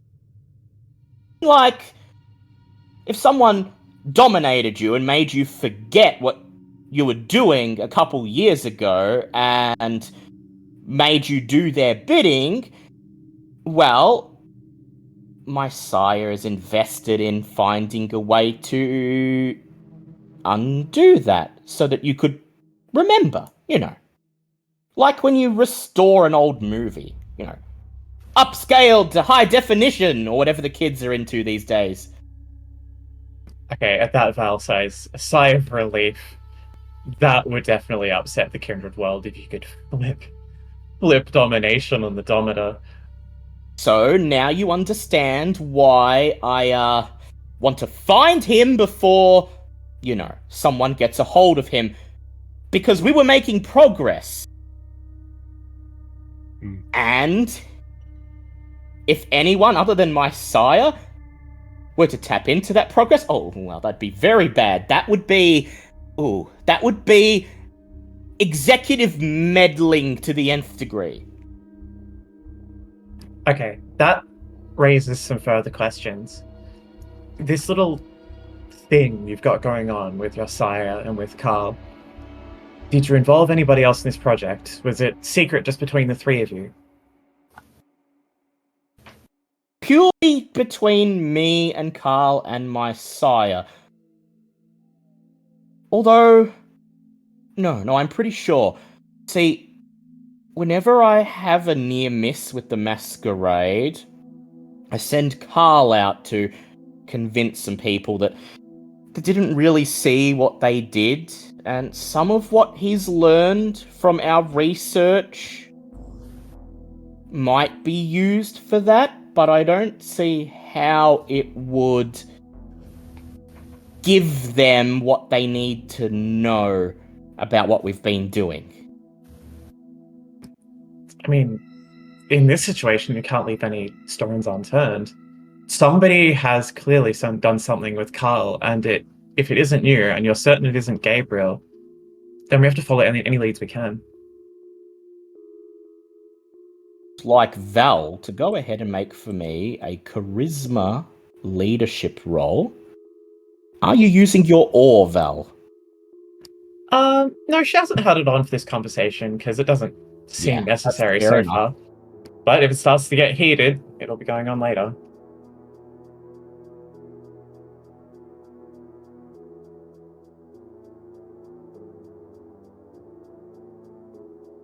That's just a successive one. That didn't work out so well. You want to willpower that? Oh, you know what? I will, but I'm not using the dice roller in the channel. Yeah, that's probably wise. I've rolled about 40 dice re-rolled by that thing, and I've had one success. Success. So one So, success. let me have a look. altogether. Oh no, sorry, I'm about to roll. Oh, yep, go ahead. Let's see. That is 2 successes overall. 2 successes. Well, I'm not sure who would want their hands on my ghoul anyway, because, well, things were pretty normal up until he disappeared, and She pauses for a moment. No, definitely not. There'd be no one who would think to make a move on him. Val, Bouncer, or Mitch, do either of you have any dots in insight? Yeah, Val Oh, yeah. has 3 plus insecurity. Yeah, Mitch Bouncer also has 3. Yeah. With detect lies as his specialty. Yeah, so it's pretty obvious Jesus. to all 3 of you that Nadine has an idea what may have happened to her ghoul, but she doesn't feel like telling you. It's obvious that she's short-stepping and trying to direct the conversation away from it. Okay, now Ore comes on. Valerie is going to pump herself up and put this nerd in her place. She can't outdo her. She can't outdo a Toreador. She's a Malkavian. Yeah. So go ahead for me and make me a manipulation plus presence roll. And I will compare it to her composure plus intelligence.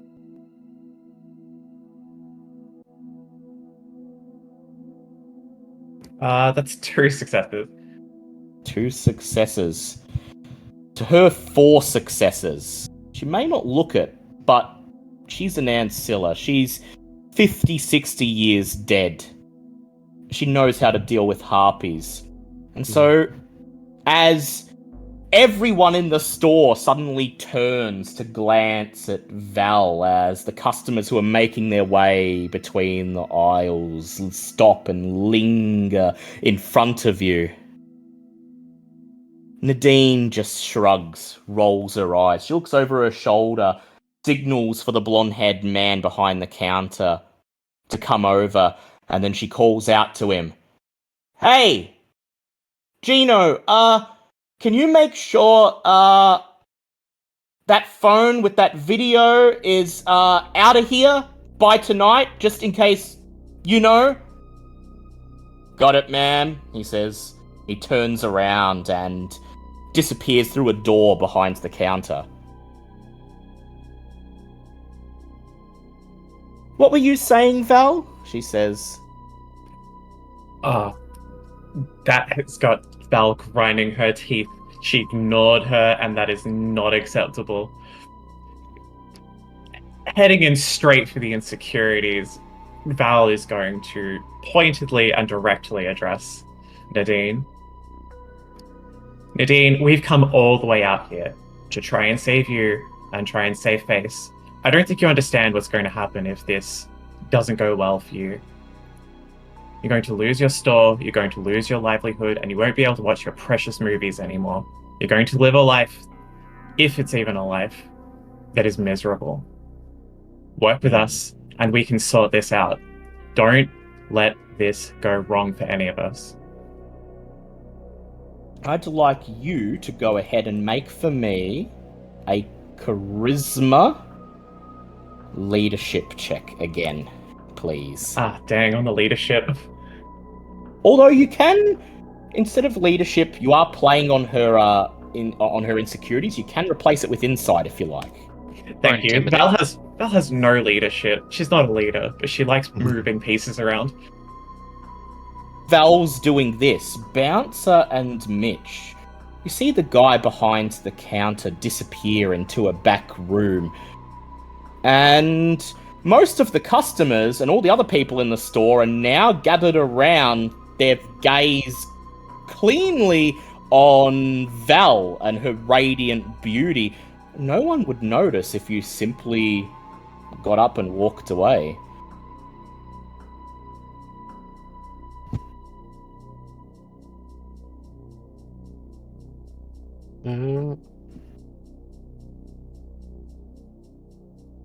God, I was thinking that, but I know Bounce. It's not Bounce's thing. She wouldn't. Mitch, maybe it's like an elbow in the ribs, like Yeah, bouncer, just like a bouncer. head nod to like towards the guy. Yeah, elbows Mitch in the rib, and If in a moment nobody else has noticed that she directly asked Gino to dispose of some evidence, Val's going to start elbowing some ribs very hard. yeah. So, Mitch. So everyone's like looking away, right? Like no one's really looking at. No one's looking at Mitch. Nadine's focusing on Val because she's trying to diffuse Val's suspicions, and everyone else in the store, they're just they're completely awestruck by Val's presence. So, Mitch, you and Bouncer are just sitting there, and no one's paying attention to you, and you feel two elbows, one in each side. Mitch is going to activate Unseen Passage then, and follow behind. Go ahead and make a rouse check for me. Success. As you fade away and rise from your seat, Bouncer leans over, making a show of reaching for the cup of popcorn, just to give you a few seconds to step away. And then you duck underneath the counter and rush for the door just before it shuts. You hold out your hand to stop it and sneak in, allowing it to swing shut behind you. And you find yourself in what appears to be a big storage room. There are yet more shelves groaning under the weight of old VHS tapes, full of titles of movies that were made before you were embraced, before you were even born. Many of the tapes are unlabeled or have messy handwriting scrawled on them to tell you what they are. And over in one corner, there's what appears to be a makeshift staff room or office. There's a fridge humming loudly next to a desk piled with sheets of paper and cardboard boxes. And right now, the blonde-haired man is leaning over the desk, whistling as he begins to rifle through the boxes. Eventually, he fishes out an iPhone. Looks like it's several generations out of date. Places it down on the desk. And then he taps his chin, stroking his beard as he hums, whistles, looks around. And then he says to himself, Right. The laptop. And then he turns and steps away, disappearing among the shelves. Mitch is taking the phone. Yep. Mitch just walks up to the desk, grabs the phone, and slides it into his pocket. You peer down the shelves and see the blonde-haired man, Gino, fishing a battered-looking IBM laptop out from a compartment underneath one of the shelves, and then whistling, he turns around and begins to walk back towards you. Mitch is gonna duck, like, out of his line of sight into the shelves. Yeah. I'd like you to go ahead and make me a Dex stealth check and add your obfuscate.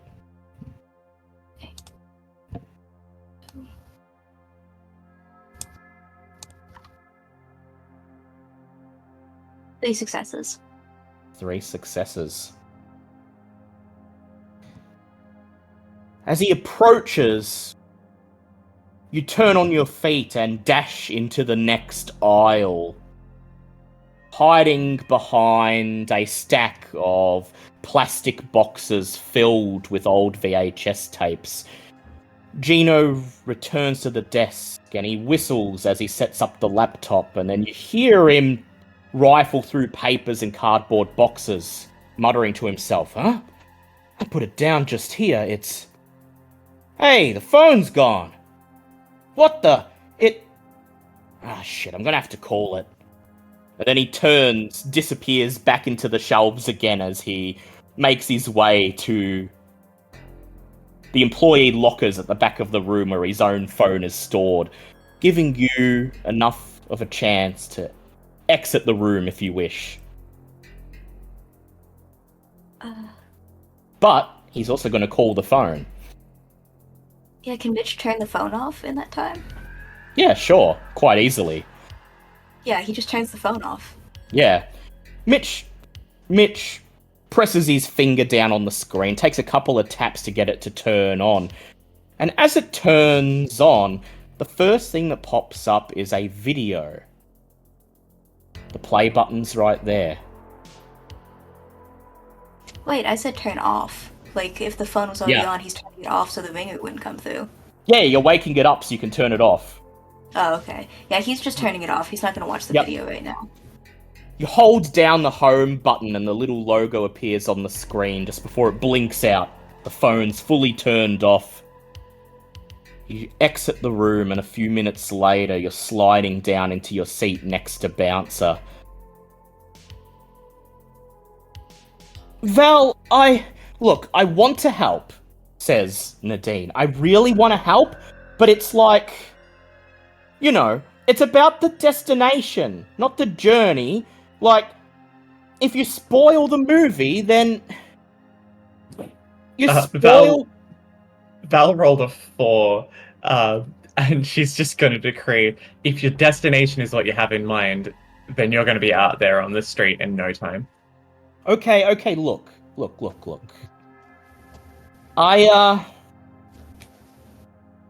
Alright. I may have, made a mistake. I had a bad near miss a couple weeks ago. I was riding in the backseat of a taxi. I shared a ride with someone to an after-concert party, right? And, well, I thought it was dark in the cab and we were going under a tunnel and I was hungry. So I leaned over to feed and, well, she caught me. She started recording me, was gonna post it on a site about the weirdest taxi passengers. I sent my ghoul to sort things out, and he did, but the girl was, well, it turns out she was the retainer of another vampire in the city. A Toreador. In the Anarchs. I wasn't able to get her name. And every time I've tried to reach out, she's gone out of her way to avoid me. But considering I sent my ghoul to quieten up her retainer, maybe she's the type that holds a grudge?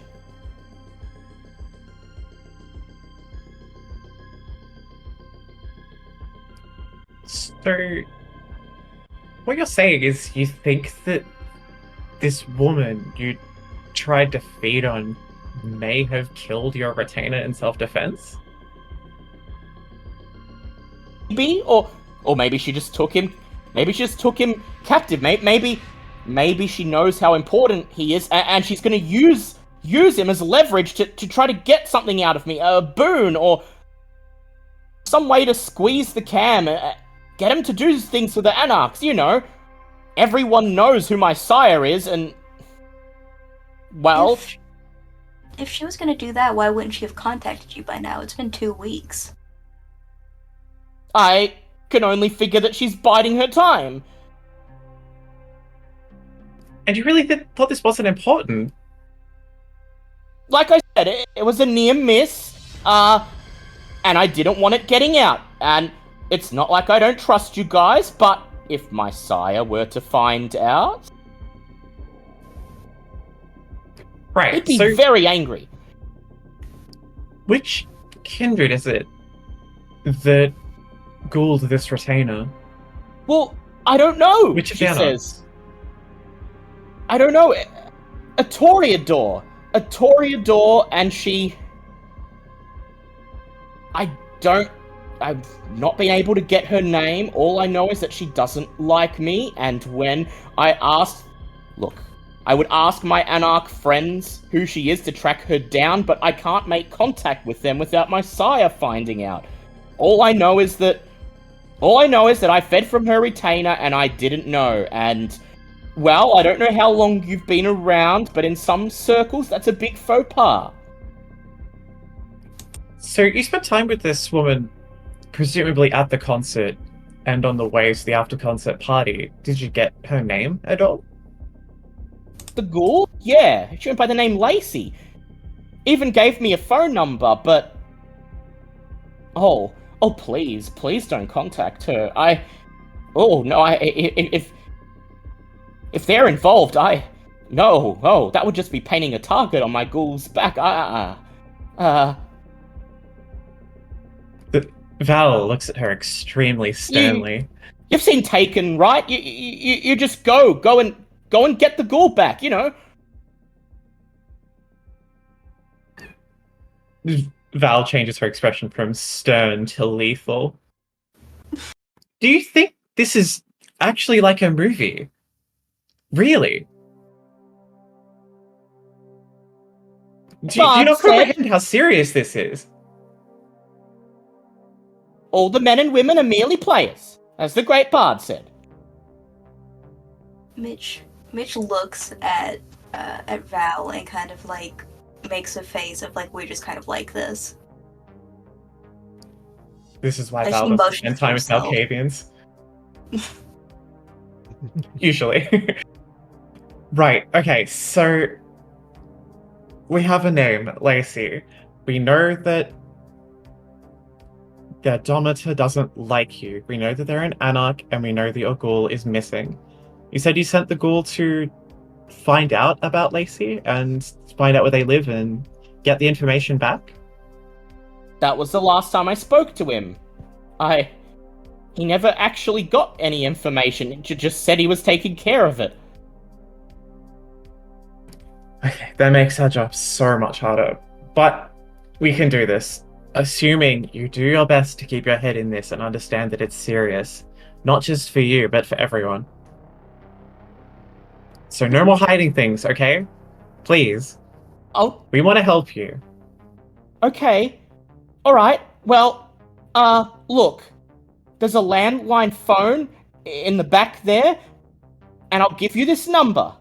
She writes something down on an expired coupon and hands it to you. 2 free nightly rentals when you start a new membership at Retro Rewind. If you find anything, you can give me a call. My sire doesn't know about this. This is the safest way to contact me. Look, as far as I'm concerned, your sire never needs to find out. In fact, I think this would get more messy if you did. But look, I swear to you that I'm not making anything up here. This is a real thing. My ghoul's gone missing, and I think he's in danger, and I know my sire thinks it's just a ploy so I can go defect the same way that Dawkins did, but it's not.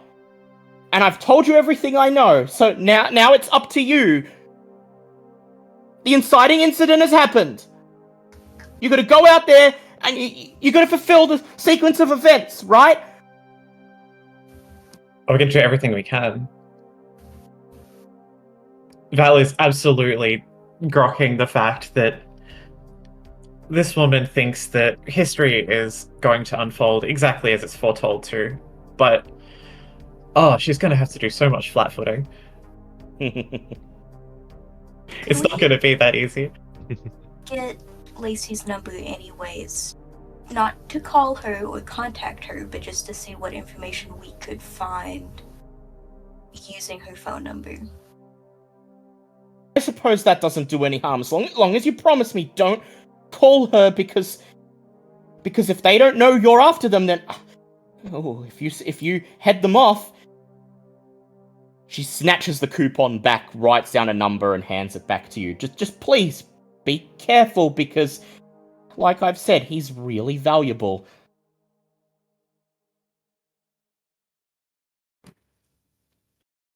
Of course. All that Val can see throughout this conversation is all the social rewards she's going to be getting from this. The boons, the glory, the renown for resolving another fantastic dispute. But she's growing weary already of this conversation. Look, we're going to do everything we can. We're going to get started right now. Does that help? Oh, immensely. Hey, I'm just about to watch Friday the 13th. Maybe you can solve it before the movie finishes. Maybe. Val's feeling a little bit petty at this point. I prefer Halloween, actually. Alright, well, look. You head out the back door, and then circle around to the front where you left your car or whatever. If you exit through the front door, my sire's goons will see you. Come on, I'll show you the way. Is there anything else you'd like to ask her or do here in the movie rental store? Not that Val could think of. They've already got her metaphorical phone number with the cobweb. Yeah. She's already got all her notes. That's all I can think of. Yeah. Alright. So as she rises from her seat and beckons for you to follow her through the aisles of the very best Z-grade trash from the 1970s, 80s, and 90s, we will cross to the other team. No pun intended. That joke's gonna get really old. Not for a couple more sessions, at least. Mm-hmm. Higgs Ute rolls up to a stop in a cul-de-sac in the leafy suburbs of Southern Gateway. Only a block away from the Barwon River, flanked with family-friendly parkland and gentrification. Cryer's apartment building rests in an area that is still awaiting that gentrification. The historic homes and larger boarding house style structures here represent an enticing investment opportunity to attract a much younger, wealthier population, but the market isn't quite there yet. Several owner-operated restaurants and coffee shops, an independent press bookstore, handcrafted wares, and new age shops seem completely at home, and a relaxed community atmosphere pervades. The neighbourhood seems to enjoy eating later at night, and the eateries are well populated, as are the narrow streets. Very few cars are evident on the street or parked in front of homes. Like many of the rental homes in this street, Cryer's once larger house is now bisected to create two separate dwellings.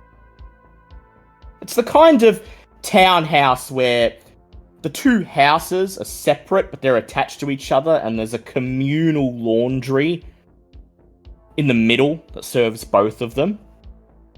Across the street from Cryer's home is a seemingly abandoned two-story townhouse, sporting faded police line, do not cross tapes strung across the front of the property from a long abandoned crime scene.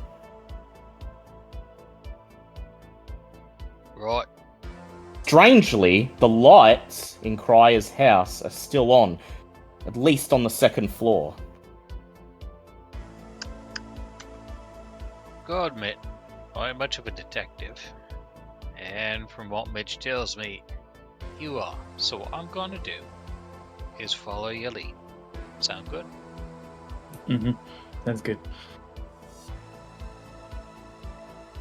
So, Okay. how would you like to do this, Cross? Got Give me Tig a- following your lead. Give me a rundown of Yep. all the So- details in the scene. So, Cryer's house, it's... You know those old-style townhouses where basically it's one giant house, but it's bisected into two? It's one of those, and there's a communal laundry. The lights in Cryer's house still appear to be on, at least on the second floor, and across the road from Cryer's house, there's a seemingly abandoned two-story McMansion, and there's faded police tape strung across the entrance of it. And you, with your keen investigator's eye, Cross, you think that the second floor of that abandoned house, you notice that it's slightly higher than the second floor of Cryer's apartment, so it might provide a good vantage point to see through Cryer's apartment without actually going inside. Yeah, definitely going to head that way.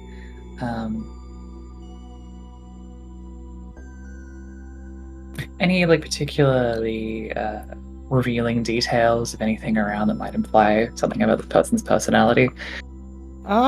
Really, the lawn is quite well manicured, but you get the feeling that whoever lives here isn't home a lot.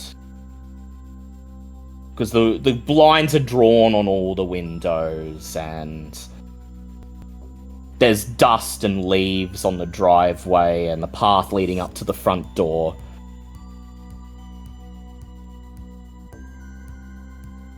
Okay. Yeah, definitely going to head to that vantage point. Yeah. Tig, what would you like to do? Gonna follow him.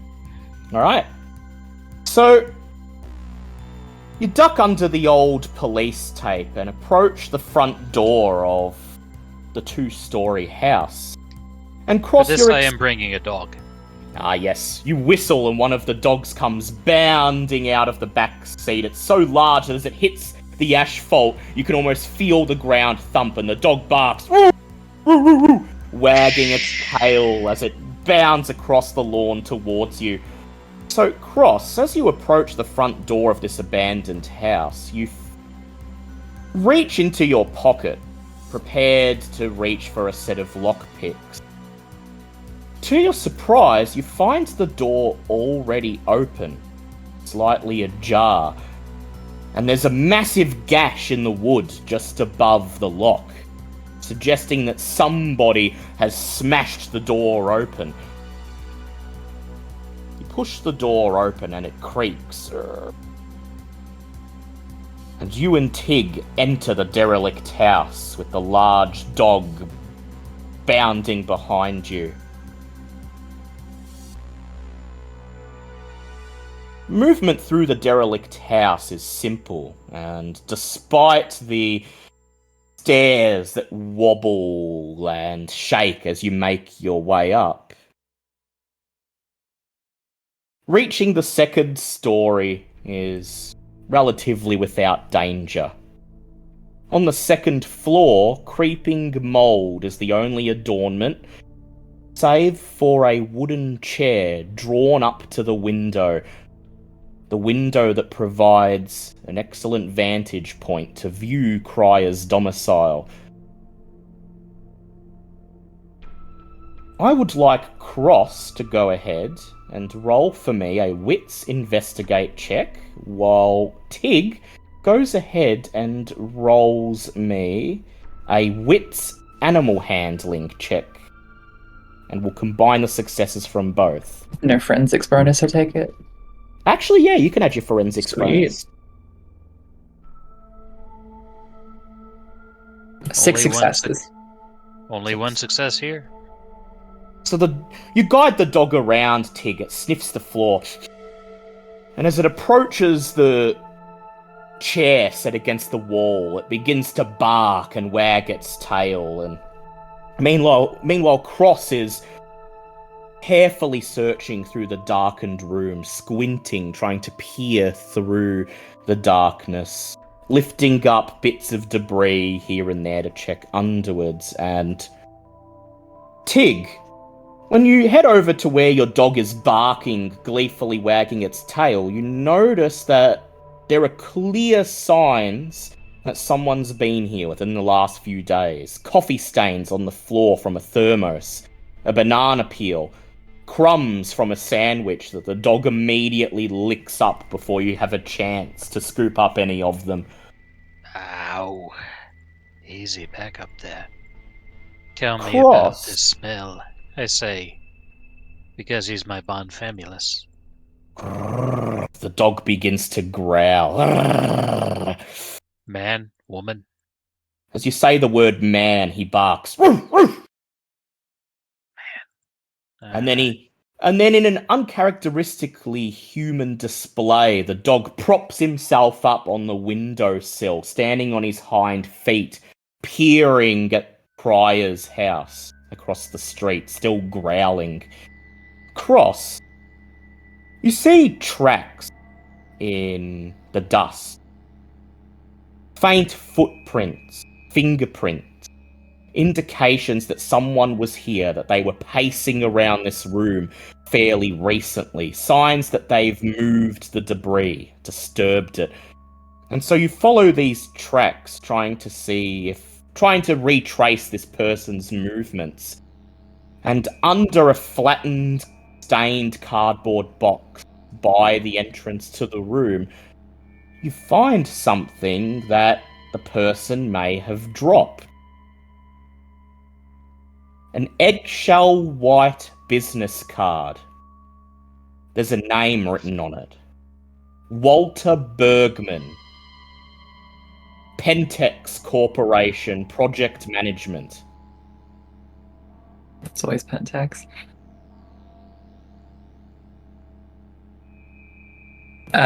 Cross is going to hand this to Tig and ask if it means anything to him.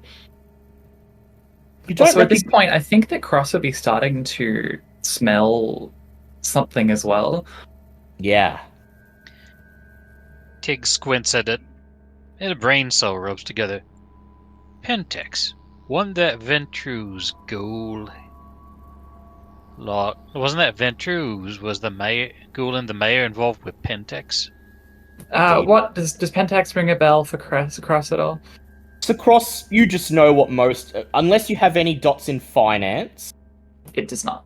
you would just know what most people know, that Pentex is a big corporation. It's mainly concerned with mining and energy and oil, and you recall seeing something on social media about how at the moment they're trying to get an offshore platform up in the bay because they've found some oil or something there, and people are protesting it because it would, destroy the beauty of the bay. But that's about it. Just a corpo, okay.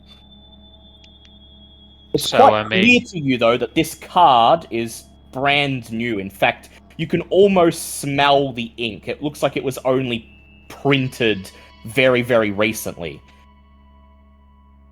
It solemnly goes in Tig's Rolodex.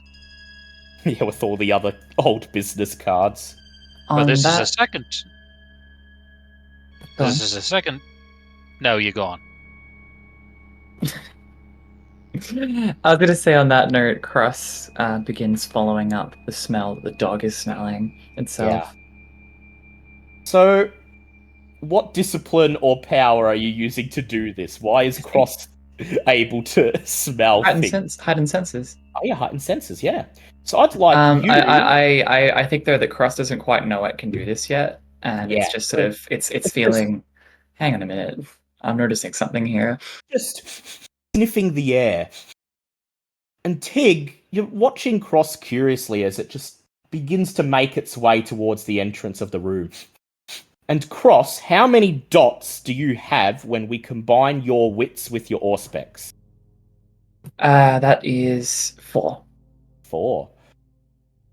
Yeah, that'll be enough, but as this is your first time doing this, I'd like you to rouse the blood, please. Yep. 2 extra dice, so hey. Fail. Well, that'll bring it to 6 altogether. So You get hungrier and the beast begins to grumble in your stomach, but you barely notice it. Something is guiding you out of this room, out into the hallway, and towards the wobbling staircase. And Tig, when you see that something is directing Cross, do you follow? Yep. Yeah. Tell the dog to heel and stay in the back. Stay quiet. Yeah, lucky. Because if you brought the dog down the staircase, I was going to make it collapse. But Tig and Cross on their own, the staircase wobbles and creaks under your weight. But you reach the bottom and still Cross is moving, guided by some unseen force. It exits through the front door, crosses the road, and occasionally stopping to sniff the air. At this point, the dog will get called back. Inside the house behind you, you hear a loud crash as the staircase finally crumbles under the weight of your dog, who leaps from halfway up the staircase, landing with a thump on the carpet behind you. When you look over to Cross, you find it standing on the front doorstep of Cryer's apartment, reaching down to grip the door handle. Cross, whatever's guiding you, that strange, almost imperceptible scent, because it is only now that you realize that you can smell something. The smell of sweat and urine. Someone has passed through this way. They've entered Cryer's house, and then at a later time have come back out again. This time, however, they saw fit to cover their tracks. The front door is locked tight from the inside.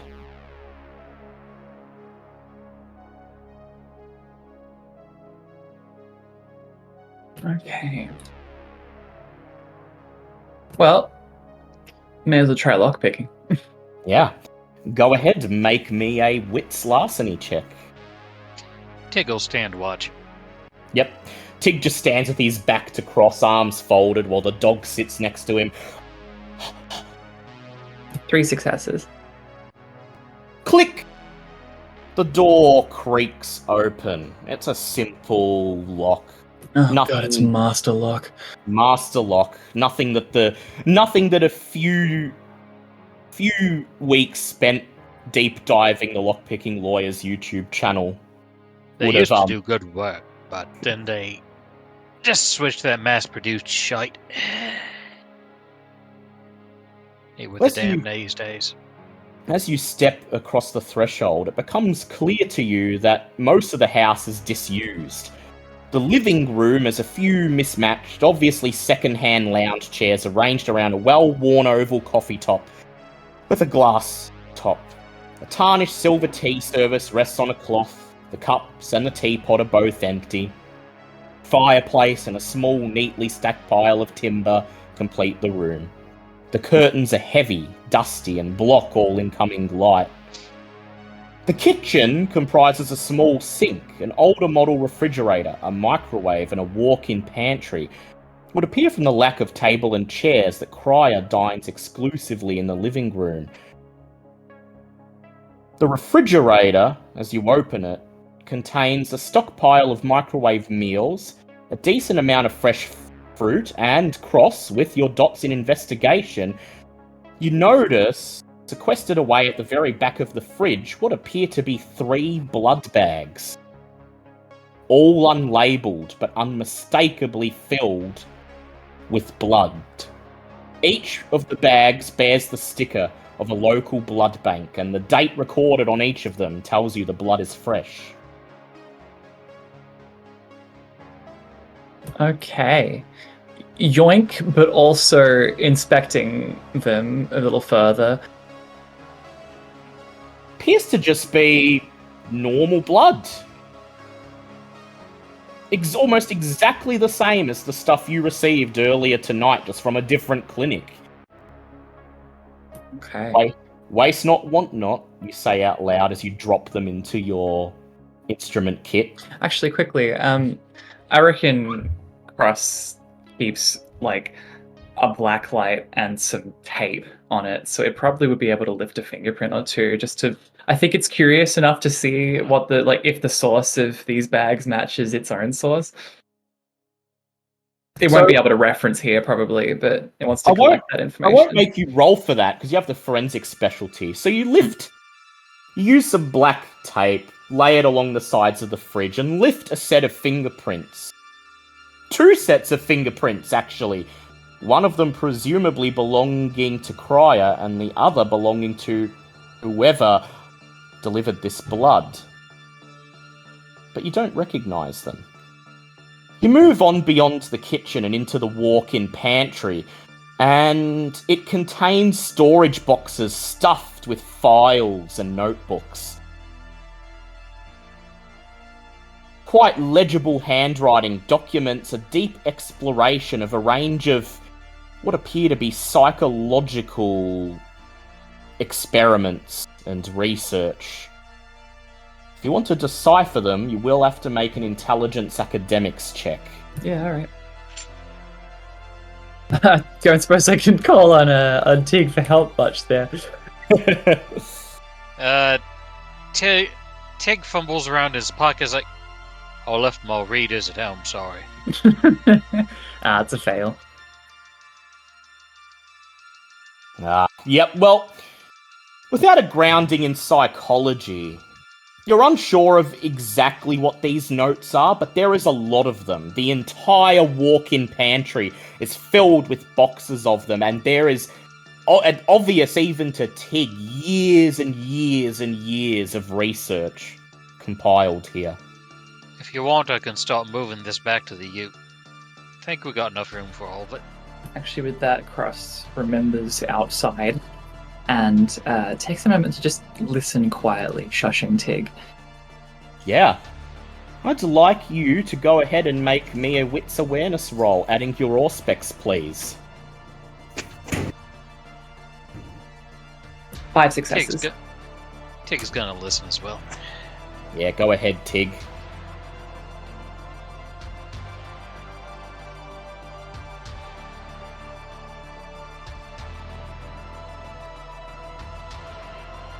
Messy critical 7. Messy critical. So, Actually, you know what? I'm gonna spend willpower to reroll that critical success. so it won't be a messy. Probably There a we good go. idea. Only 4. Your beast growls, Tig. As if it senses threats, looking for that unseen predator, that thing ready to jump out at you. But all you hear from outside is the distant bark of a dog. You seem to be alone, but I will take note of the fact that you're actively listening and the number of successes you got as Cross sniffs the air again and without a word begins to ascend the staircase to the 2nd floor towards the room where the light is still on.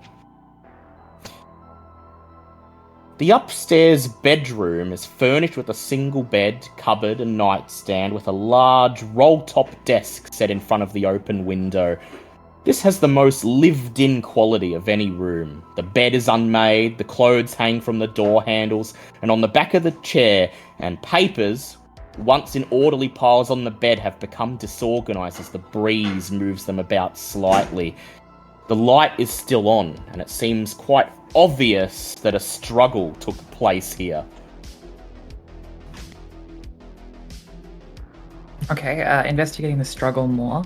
Yeah. What particular signs? Is there blood? Is there gouges on anything, damage to anything? Go ahead, make me an intelligence investigate check, add your forensics. While this is going on, Tig will crouch down next to Wheeler the healer and ask him if he smells the same man smell that he smelled in the other place. His tail wags, woof, woof, and then he growls. And I'll ask you to make me a charisma animal handling check as well, just to see if you get something. That's Yes. 4 for Cross. 4 for Cross, 2 for Tig. 2 for Tig. By the way, Tig, he is confirming that it's the same voice, the same smell. So, Same fellow who's same watching. fella, yeah. You reach over and pat the dog behind the ears as a reward, and then the dog begins to sniff the ground. It barks as it runs towards the bed and starts pawing at the papers piled on the mat in front of it, while Cross slowly, carefully examines the room. You don't find any blood or gashes, but Cross, you do find scuff marks on the polished floorboards and an impression in the thick woolen rug in the center of the room. It seems like somebody was seated at the desk, and they were grabbed from behind, subdued without any trouble, and dragged out of the room. The scuff marks on the floor seem to suggest as much. Okay. Is there anything on the desk? Yeah.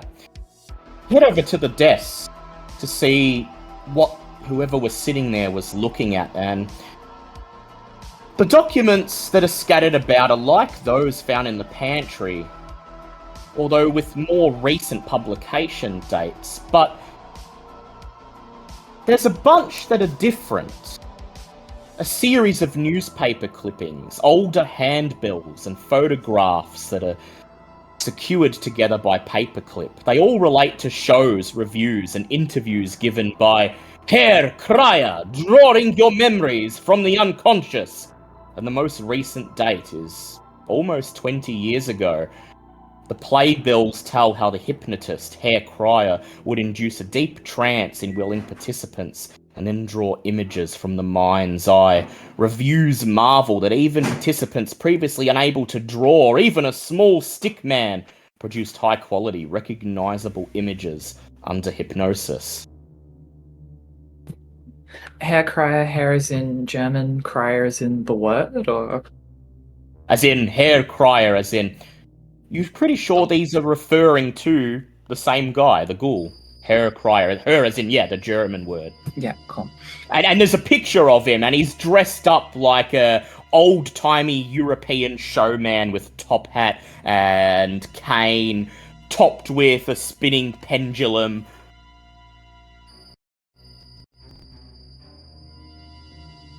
Meanwhile, Tig, you head over to where the healer is, where the dog's pawing at the papers, and you whistle to make the dog heal. And then kneel down, lift up some of the papers, and find a piece of paper. And it looks like something out of an old-timey crime movie. The letters on it are cut out of newspaper or magazine headlines, haphazardly assembled, and it reads, "I know who you are, Herr Cryer. You still look the same. Meet me, or I'll tell the press where you live." A mobile telephone number is scrawled at the bottom of the page. Cross. Found a clue. Okay, Obvious. first off, I'm just saving that number. What is it? To be a And, normal mobile number. You gonna dial it? Just saving it for now. Yeah, just saving it. You save it in your phone as Tig folds up the piece of paper, stuffs it in his pocket, and then suddenly the healer begins to growl. And with your highly tuned senses, you hear the sound of tires crunching over asphalt as a car pulls up in the driveway outside. Time to go. Following his lead, so I'll tell the healer, shh. Follow quietly. Peering peering out through the bedroom window, you see a blue combi van pulling up on the driveway. High beam headlights shining at the house. You watch as it stops, the headlights die, and the door slides open. And a woman with frazzled-looking, shoulder-length blonde hair wearing a white lab coat steps out, holding a blue medical cooler in her left hand. She takes one look at the wide-open front door and then begins to make her way up the driveway, her high heels echoing in the night. And I'm going to put a picture of her in Owlbear Rodeo so you can see what she looks like. Silence of Death is on, by the way. Silence of Death is most definitely on. So she's making her way in through the front door, and you're currently on the second floor. What would you like to do? Okay. Tig Go on. looks across. I don't think we'll be able to dodge her. If you want, I could try and bluff her. I'm not great at it. And you can hide and be in reserve. What disciplines do you have, Tig? Absolutely fucking nothing that helps with this. Okay. That's alright.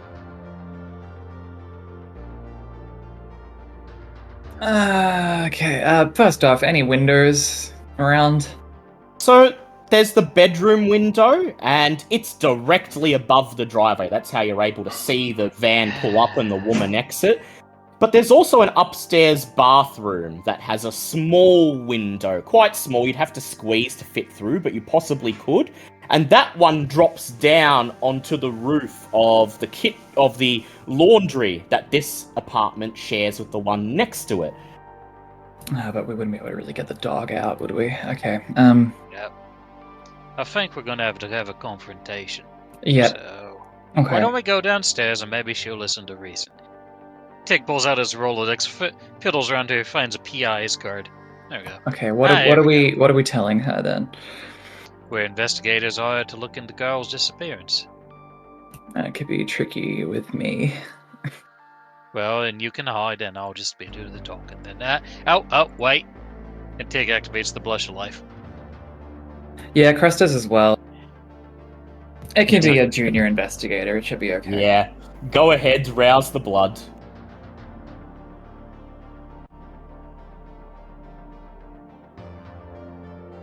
I fail and get hungrier. Crust does not get hungrier. And I'll turn Silence of Death off. Colour flushes into your cheeks as you step out of the bathroom and begin to make your way down the stairs to the kitchen.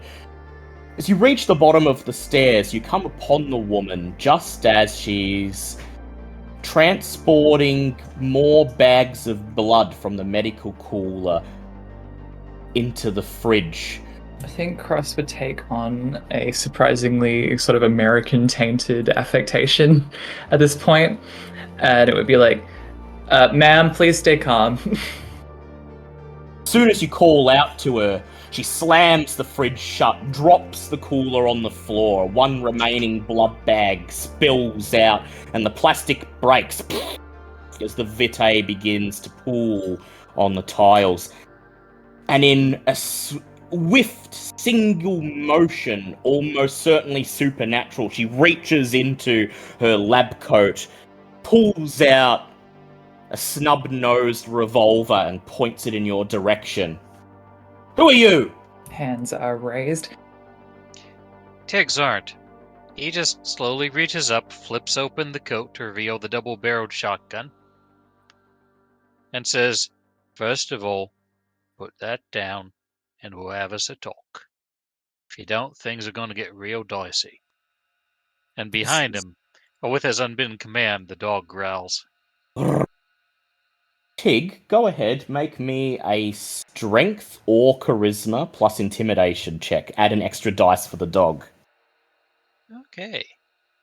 This is not the tone that Cross expected, and so it's going to have to adjust very quickly on the fly to this. To be fair, Cross did its best impression of a junior investigator. It's just that This woman's not going to be fooled by that. Yeah. How did you do, Tig? 4 successes. 4 successes. The woman lowers the gun. She doesn't put it away, but she lowers it. It hangs by her side. She narrows her deep blue eyes as she stares at the dog. What are you? Gangrel? And you've got the look of a Hecata. If you are a Alright. Hecata, then some shit's happened to Carl. You gotten 1. Not on my account. We're actually here looking for Carl. You know where he is? Not a clue, the woman shrugs. All I know is I was meant to drop him off some blood tonight, and, well, I was planning, usually when I drop off the blood, we have a good long chat. Wasn't expecting him to not only be home, but to meet 2 more kindred here. 2 more kindred? You 2. Wait. Carl was kindred? No, he was a so ghoul. Or are you? Nadine's ghoul. Nadine Brandt's ghoul. You know her. Malcancilla. Saya tries to get her to come to court, but she sits in that video rental store the whole time. Oh, wait, I'll get it. So you deliver blood here and he takes it to Nadine, yeah? Exactly. Now you're cluing on. Alright, sorry. It's been a long night. Tig takes off his hat and sits on the stairs. Okay. So, how often do you make deliveries? Once a week, give or take. Alright, ain't he been missing for 2 weeks, though? Well, Tig yeah. looks across. I came in, I delivered the blood last week, just assumed he wasn't home. It's quite normal, Nadine, the things she has him do... Well, look, if he were my ghoul, perhaps I would treat him with a bit more respect, but under her orders, yeah, him being home ain't exactly a strange occurrence. So I just dumped the blood in the fridge like I do and came back the next week. Huh. Now, What kind of things does he have it do? Does she have him do? That might be a clue.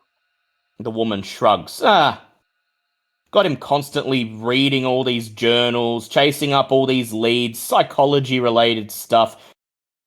Probably she's got him doing legwork to cover up all the Masquerade breaches she's got to her name. It's only a matter of time now. I keep saying it to him. I keep saying, Carl, only a matter of time. Nadine's gonna get the chop. And when she does, I'll petition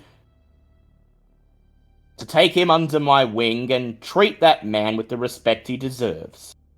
Cross shows her the phone number and asks if it means anything to her. The woman looks at it and then she just shrugs, shakes her head. Can't rightly say. Don't know any of Carl's friends aside from Nadine, and that's definitely not her number. You reckon someone was blackmailing him or something? Think so. Maybe, but there's a couple parties involved in this. Did you notice anything weird about that house over there? Anyone watching from it? One across the street? Yeah. That's been abandoned for months. No, it hasn't.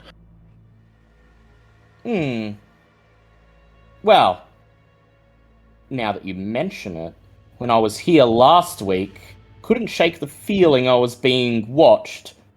Didn't quite finger it to that house, but,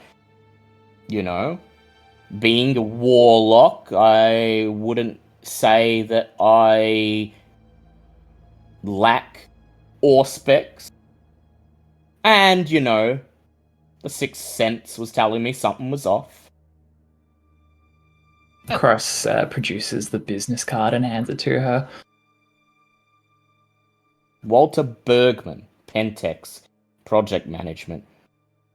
Yeah, they're those guys trying to get the oil rig up in the bay, and the Ventru Primogen's child is in charge of the whole thing. I know that much. Look, she raises her hands.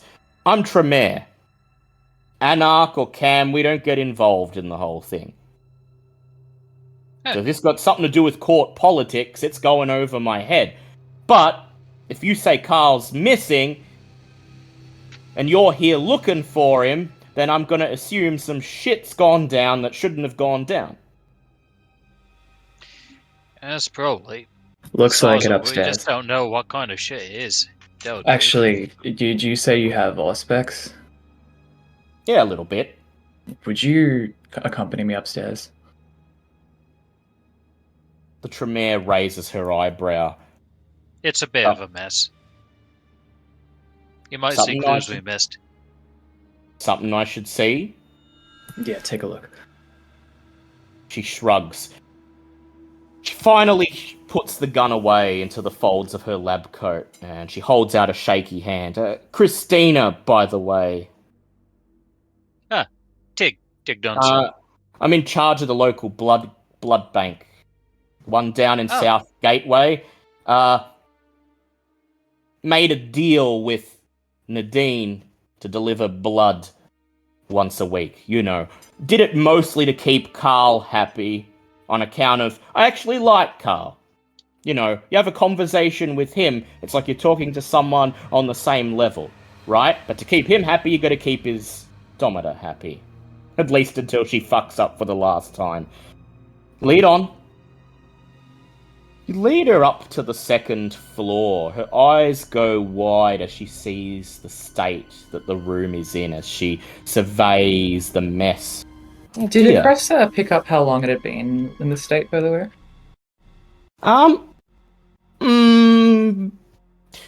It's probably... It looks like the struggle happened not too long ago. Like, it probably... You don't know for certain without access to, like, a forensics lab, but based on the level of dust on stuff, it looks like maybe this happened a week or two ago.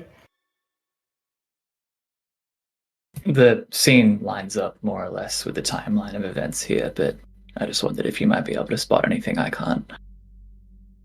She looks around.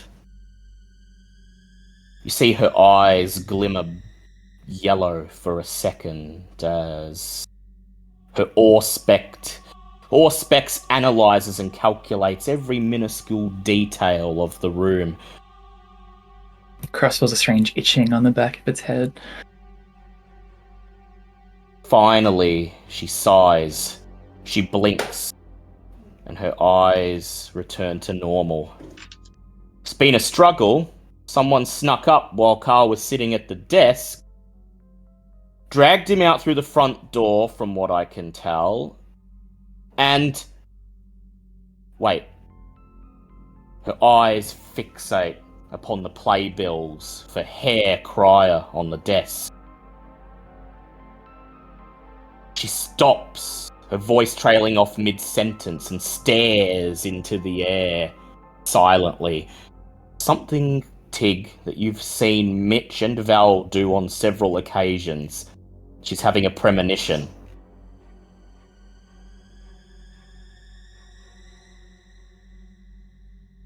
After a few moments, she shakes her head. Ugh. Ugh. The one who has him is trying to... They're trying to remember something, and they have him in the nest of a great eagle, she says. Christina shakes her head and shrugs. I was never great shakes at deciphering these. Okay, that's Green Andy. eagle. Oh. Speaking of weird staring off into the distance, Tig looks at Cross. You want to check for ghosts? Yeah, I don't know if it's likely, but did you notice any feathers around, actually? Sure, let's roll for it. Let me just check what you have to roll. Clans, Hecata, disciplines. Wait, let's go to the actual table of contents. I just have to look in the player's guide here. Give me a You're doing this. Cross comments. I don't get premonitions or whatever, but this stuff isn't too dissimilar to how wraiths like to communicate. Was there any other detail in what you got? She screws up her face, somehow looking even more neurotic than before. The nest of an eagle. I see a great eagle, but its nest is a building. And there are twins. Twin children.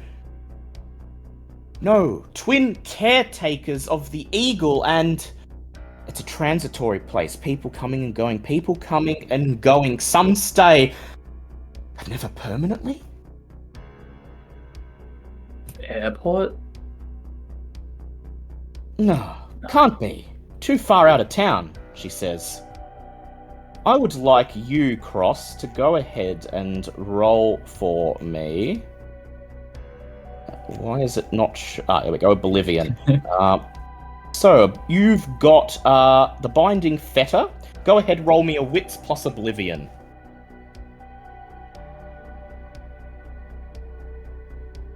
2 successes. 2 successes. Suddenly, the Tremere gasps as Cross's eyes roll back into their sockets and turn deep black. You pierce the veil between worlds, pull the Shadowlands around you like a cloak, and everything is cast into black and white. You're not expecting to find anything. And of course, you don't. No fetters, at least. But here, in this room, the shroud has been frayed, viciously torn, as if a rabid animal tore apart a curtain strung over a window, left it in tatters. Cross sort Somebody of groans in discomfort. here, somebody who's been here, has tried to pierce the veil. They haven't done it properly.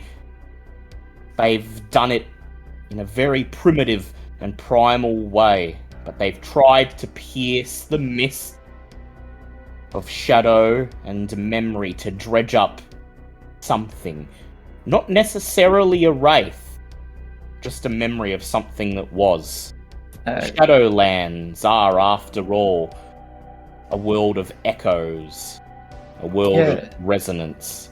Yeah, Cross Residue. being around this finds this actually quite uncomfortable, but it's going to try and focus for a minute and just any more details around that might lead to more information of what's happened here. Who's done this? As you focus, how many dots in wits do you have? 3. Alright, and how many dots in composure do you have? 3. 3. I've got 4 in resolve. Alright, so yeah, 4 in resolve plus 3 in wits. You focus on the tattered remnants of the veil, trying desperately to fight past that sense of unease, trying to figure out what was dredged up. A voice echoes throughout the room, echoes through this Shadowlands mimicry of Cryer's bedroom. What did this to me? What took my blood? What haunts my dreams? I must know. You blink. Color returns to your vision. Once again, firmly in the Skinlands. Looks like a bad trip, mate.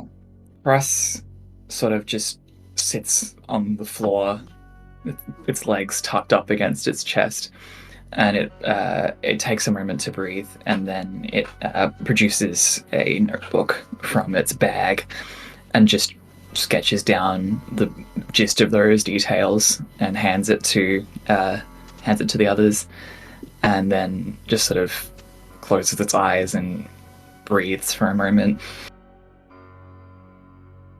Christine looks at Tig, confused. I know Hecata do things with ghosts, but surely there's not a ghost here. Not in here. Carl's house. Not a Let's ghost. look. So if I'm understanding this right, Tig says looking at the details. Go on, sorry, I'm not understanding this at all. Hack job. Oh, a lot of anger. Fuck. All Okay. I know, says Christine, holding up her hands and stepping back into the doorway, is you're doing something creepy with ghosts. This gangrel looks like he's loaded to bear, and Carl is missing. How do I know you're not the ones who did him in, eh? It's simple, says Tig. Everyone knows the rumors about Nadine, that she's looking for any excuse to cut ties with her sire in the camp and defect to the Anarchs. How do I know she hasn't It's not us. sent you? Cause if we was, I wouldn't have stopped when you pulled out that gun, and seeing as we're the only folks here, you'd be buried in the backyard with a stake in you, none the wiser. But instead, we're going to go our separate ways with what we learned. Cause we're just as confused as you are on.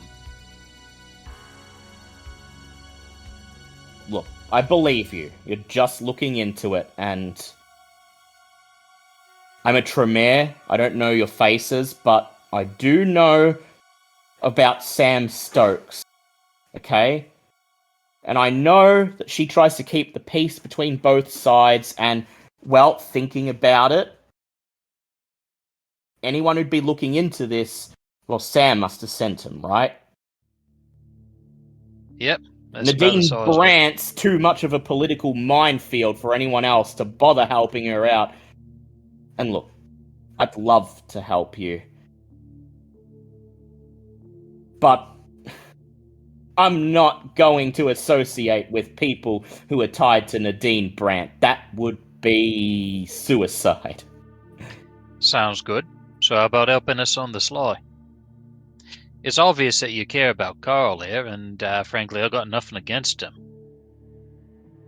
So, I mean, you helping that, we're going to find him one way or the other, but I don't know how long it's going to take, and I don't know if he's going to be alive or dead by the time we do.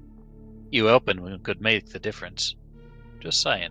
Tig, make me a charisma and leadership or persuade check for me. Oh. So that's 2 dice. A drop of blood rolls Yeah. down the front of You Cross's face as it sort of pulls itself to attention. I'll try and okay, I rouse the blood, so that's 4 dice. Yeah. All I was right. going to say you can sub charisma for wits if you want, because you're saying common sense essentially. They're the same number. Okay, yeah. So you're rousing the blood. And I will use willpower to reroll. Listen, ain't nobody doesn't have to know you're involved in it at all. It says Tig with 2 successes. We've got no reason to go stirring shit up with the Tremere, who, as you said, is neutral on all this. And if you helps us on the sly, ain't nobody will know you were involved. And you, she says, raising her eyebrow at Cross. I know the Hecata are meant to be like the Tremere, not picking sides. I couldn't care less. What's your game? I just like solving mysteries. Something we got in common, at least. She smiles. Alright. Look. What's the name on that card? Walter Bergman? Yep. Got a couple neonates in the Chantry that owe me some favors. And look, I may run the blood bank, but I'm awful at blood sorcery. But they know what they're doing, and maybe I can run the name by them, see if they can do a ritual, and see what cryptic bullshit the beast gives them. And pass it on to you. That sounds lovely. Here's me card. She takes it. But when you find Carl, I want you to think twice about handing him back to Nadine. She and her sire are using his mind as a pincushion for their horrific experiments. He's a smart man and he deserves a domitor who appreciates his talents. Understand? Well, when we do find him, do you want me to tell him that you helped save him? That might influence his choice. Influence, sure. Mention my name. But strongly encourage that he does the right thing and doesn't go back to her. You do this, and hey, you can consider me a friend within the Tremere. All right. Well, She holds keep out that a in mind hand. and see how it goes. She holds out a hand. Shake on it. Can't promise nothing, but I will mention your name. And you did help here. Anything beyond that, I have to talk over with the coterie. And I shake. But you sold me. She steps away, brushes a lock of blonde hair out of her face, straightens her lab coat, and then as she exits, she looks over her shoulder. You can keep the blood, by the way, and if you do right by Carl, maybe there might be more coming your way. Cross nods. And then she steps out of the hallway. Is there any last finishing touches you'd like to do while you're in Cryer's house?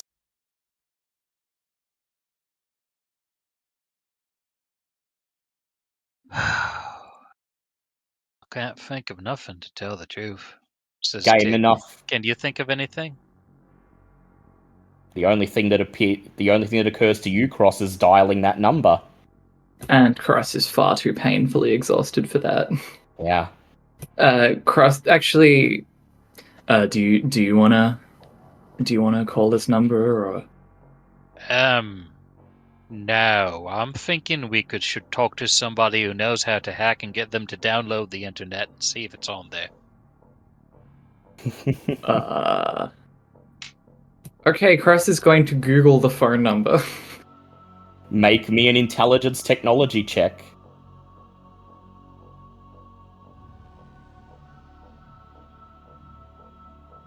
Tigger's like, you sure you want to do this? They're gonna trace our signal.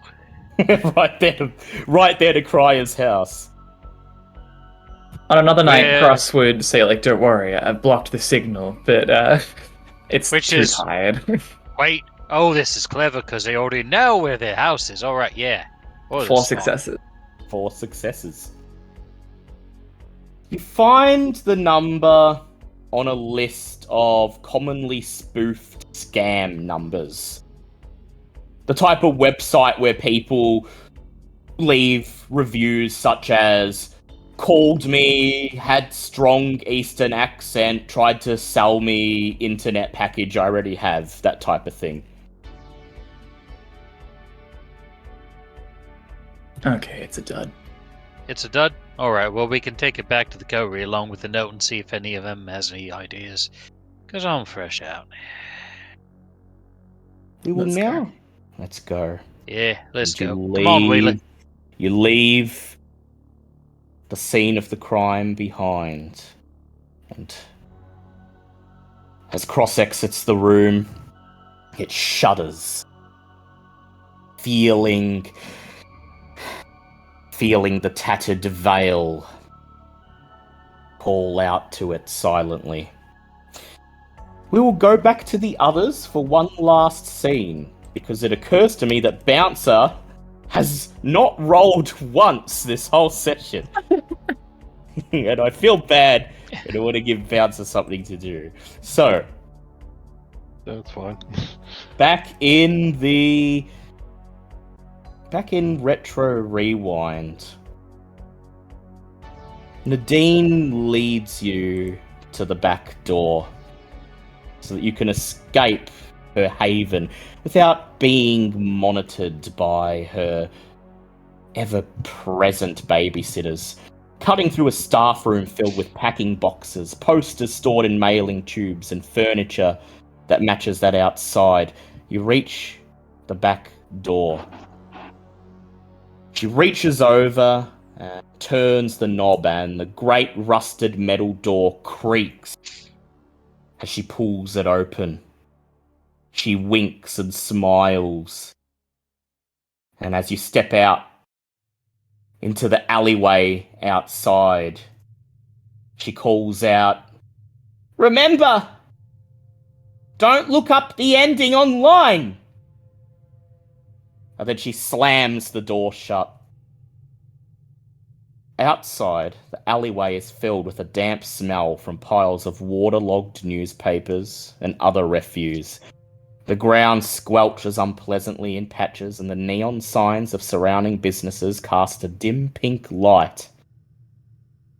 It's quickly apparent to the three of you that you're not alone. "What do you have to say to that?" says a voice. "Fucking dob us in! You fucking dog! Dog cunt!"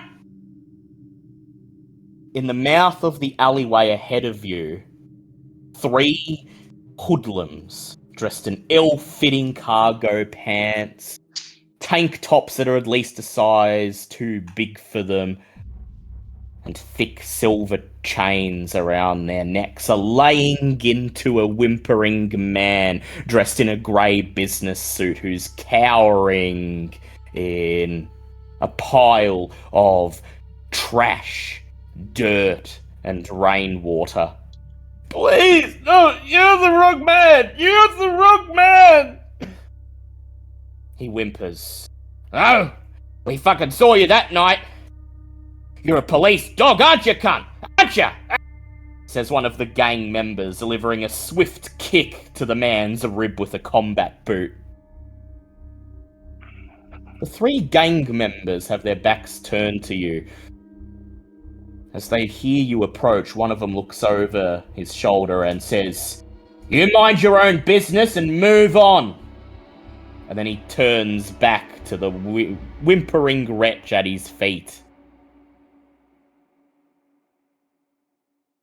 What do you do?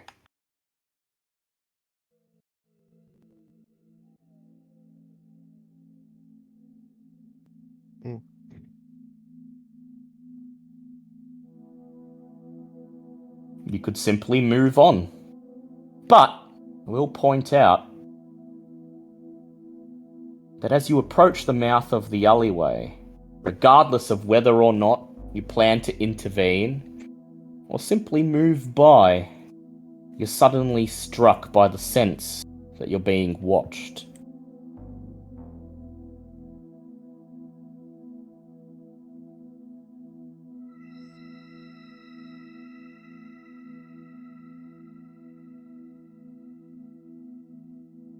Val, Mitch, Bouncer. Oh, we're there. Sorry, Yeah. I thought that we were going out the front door. No, you're going out the back door. You don't want to be seen, remember? Val's pulling down the cuffs of her jacket and stuffing her hands into her Val pockets. Val and Mitch could go out the front door if they wanted to and just leave Bouncer go out the back, but I assumed you weren't doing that. This works fine too. No, Val's Yeah. just sticking her hands in her pockets and kind of walking by. It's not her problem. Yep. Mitch, what are you doing?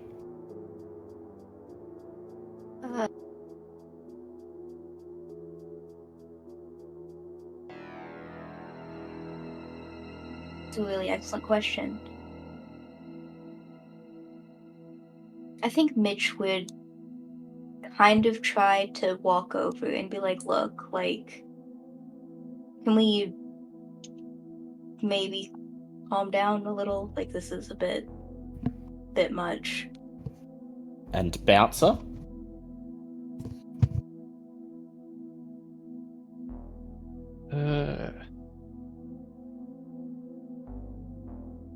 I think she was going to try and just like yeah, alright, and keep going.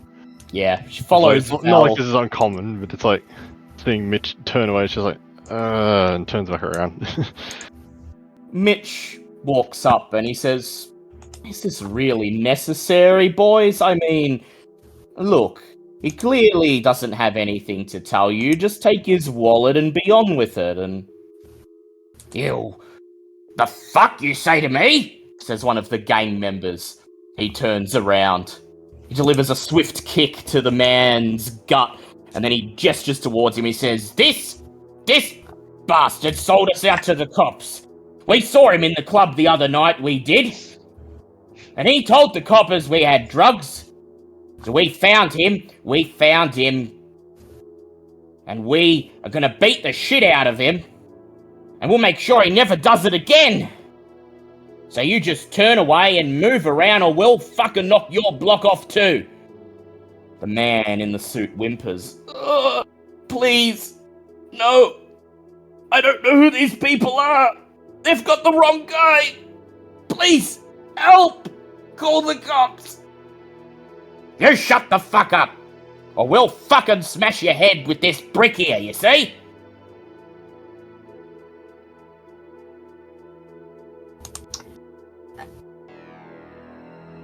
Mitch realizes that he has made a very large mistake trying to get in the middle of this, but he's kind of in too deep now, and he's like, I think you're kind of just gonna draw more attention to yourself from the police if you act like this. If you think you're being watched, wouldn't it be better to not do this in public, maybe? Go ahead, make for me, Mitch, a manipulation persuasion check. As Valerie tries to leave. she's Yeah, like, Val's just... Mitchell, leave the nice Hurry businessmen to up. conduct their business.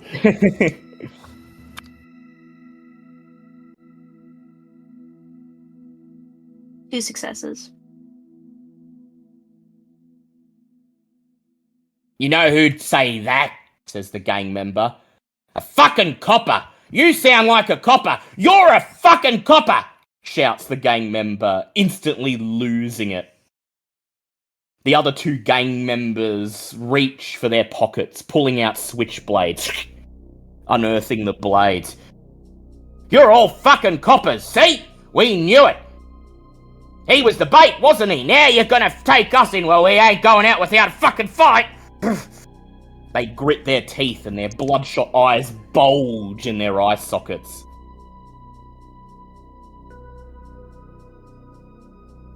Valerie rolls her eyes and reaches for her guns. And Bouncer?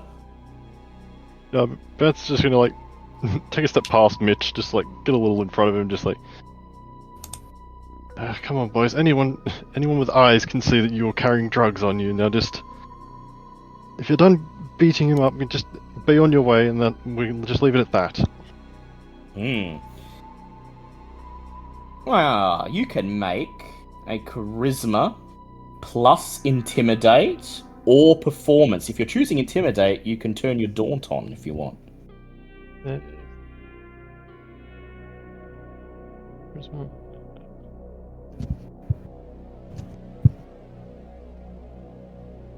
Yeah, well, I will go intimidate, so.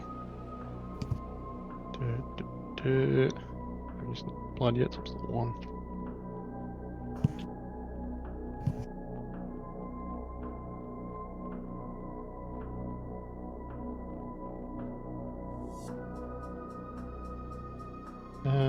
That's right. That's 4 successes.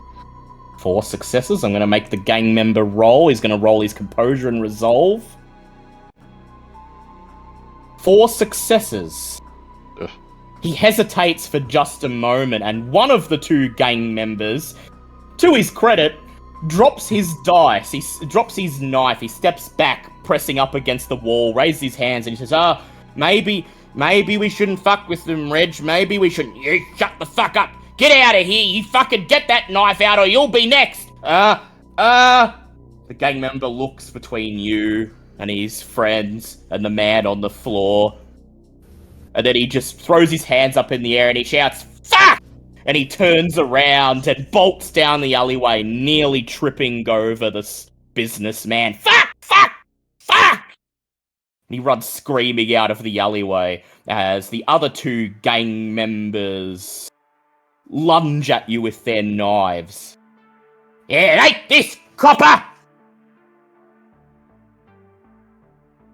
Mitch is going to try to use imitation on both of them. Dementation, nice. Ooh. Very good indeed. 2 rouse checks. I succeeded on both of them. Yeah, 2 rouse checks. Alright, so go ahead, we'll do it one at a time. Manipulation plus dominate, please. Okay.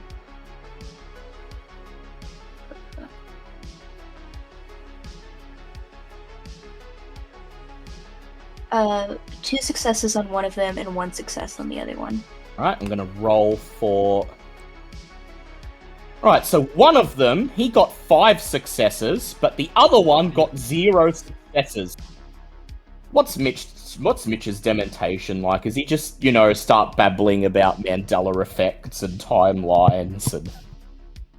Yeah, I think that he would, get very serious for a second and be like, look, I don't think you all understand the decision you're making here.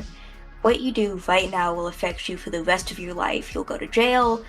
If, the whole course of your life will be changed by this one moment when you could have just walked away. So please, just walk away.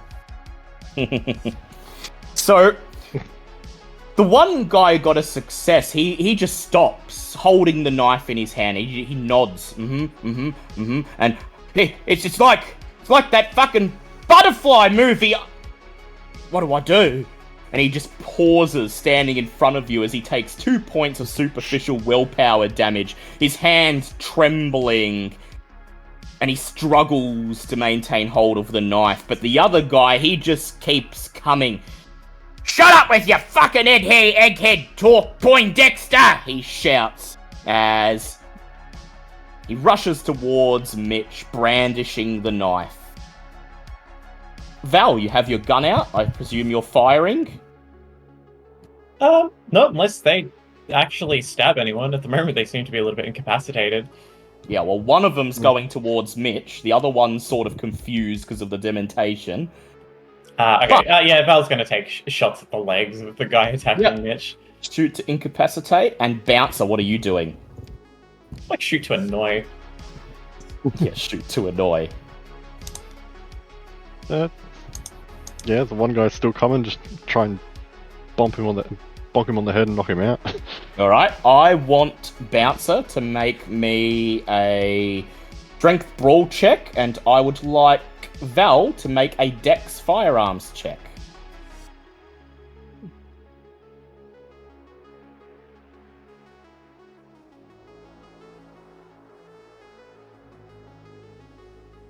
It's a total failure from Val. That's a Total 0. failure from 0 Val, of that's 5. alright. Very nice.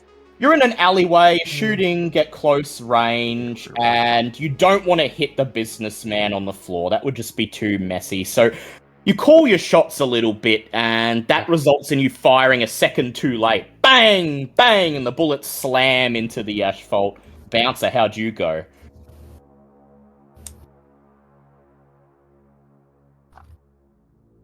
Get this syntax to work.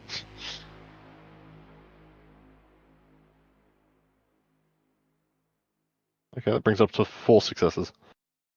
4 successes to his 3 successes. Oh.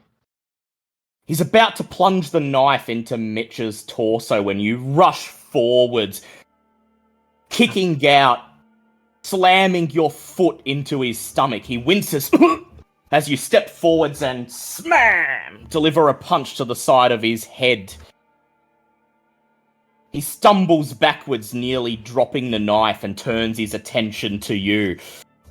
You'll pay for that, bitch! He shouts, spitting blood on the floor as he charges at you.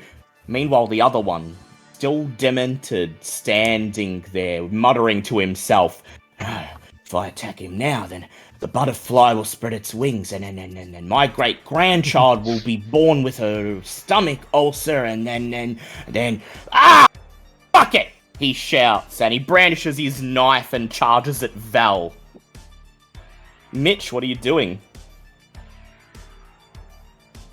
You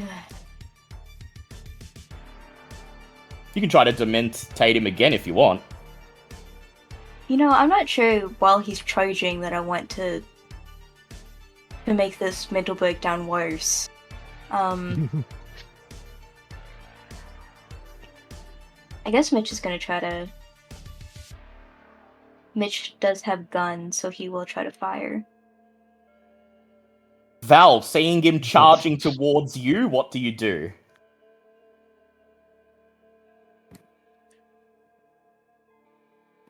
Val. I'm trying to think of exactly what she would do, because she's not very athletic. She doesn't have the best dexterity. She's not the best shot. She doesn't like confrontation. He's coming at her with a knife.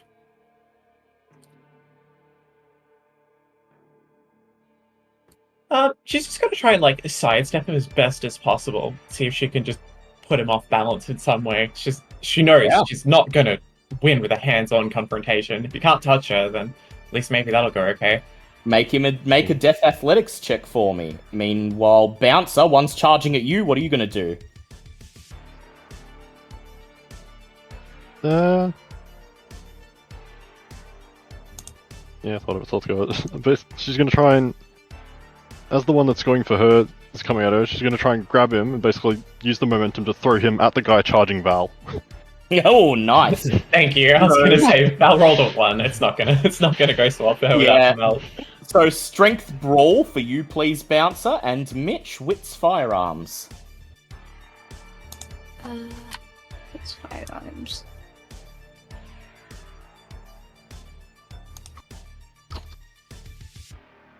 One success. One success. Okay, so, and Bouncer, how many successes did you get? Critical 6. Critical 6, okay, so your target got 2. So as he charges towards you, you just deftly step around him, and while his back's still turned to you, punch him in his lower back. He gasps as he drops the knife, and then you grab hold of him, and you're about to shove him towards his friend. But in the time it took for you to step out of the way and get the drop on him, the one in front of Val manages to get to her. You hear the bang of Mitch's gun go off as the bullet slams into the wall. Val gasps and at the last second attempts to dodge out of the way, but the gang member charges. Screaming as he holds the knife out in front of him, and he just runs straight into her, rolling a critical 7. Whoa. Sticking the knife directly into Val's heart. It doesn't beat. So thankfully, it doesn't kill her outright. If she was a human, she'd be in a lot of trouble. But that's still... Does this count as staked? No, thankfully, because it's just a knife. But that is 6 points of superficial damage. Oh, she's incapacitated. So, how She many... only has 5. So, 5 and 1 aggravated. Oof. It's at this moment, as he's with his hands on the knife, he glares at Val, his mouth twisting again. Horrified pleasure. He's about to twist the knife when suddenly Bouncer lets out a great roar and tosses the other guy, and like a great bowling ball, he flies into him, knocking them both off their feet and leaving the knife dangling, jutting out of Val's torso, blood beginning to pool under her dress. The 2 gang members lie on the ground. One of them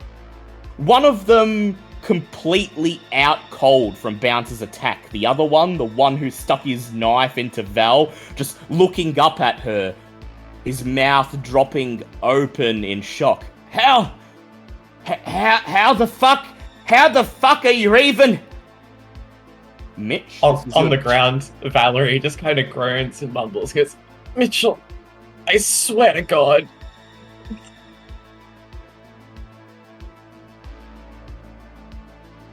Mitch, this is your chance. Would you like to try to demontate him? Give him that final push he needs to get out of here? Yeah, I think so. Make me a rouse check.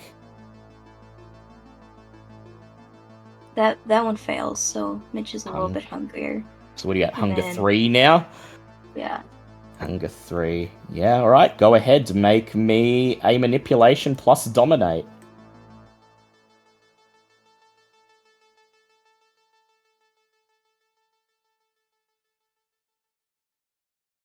Two successes. He gets 0 successes. So Oh, Mitch thank God. Mitch just steps forwards, peers into the eyes of the cowering man, and whispers, "This is the dark timeline, don't you see?" He nods. Yeah, as he takes 2 points of superficial willpower damage, and he is impaired. He crawls away, taking one last look over his shoulder at Val, the knife, the hilt of the switchblade still sticking out of her chest. And then he opens his mouth and lets out a scream of utter terror as he sprints down the alleyway and out of sight. You're alone again.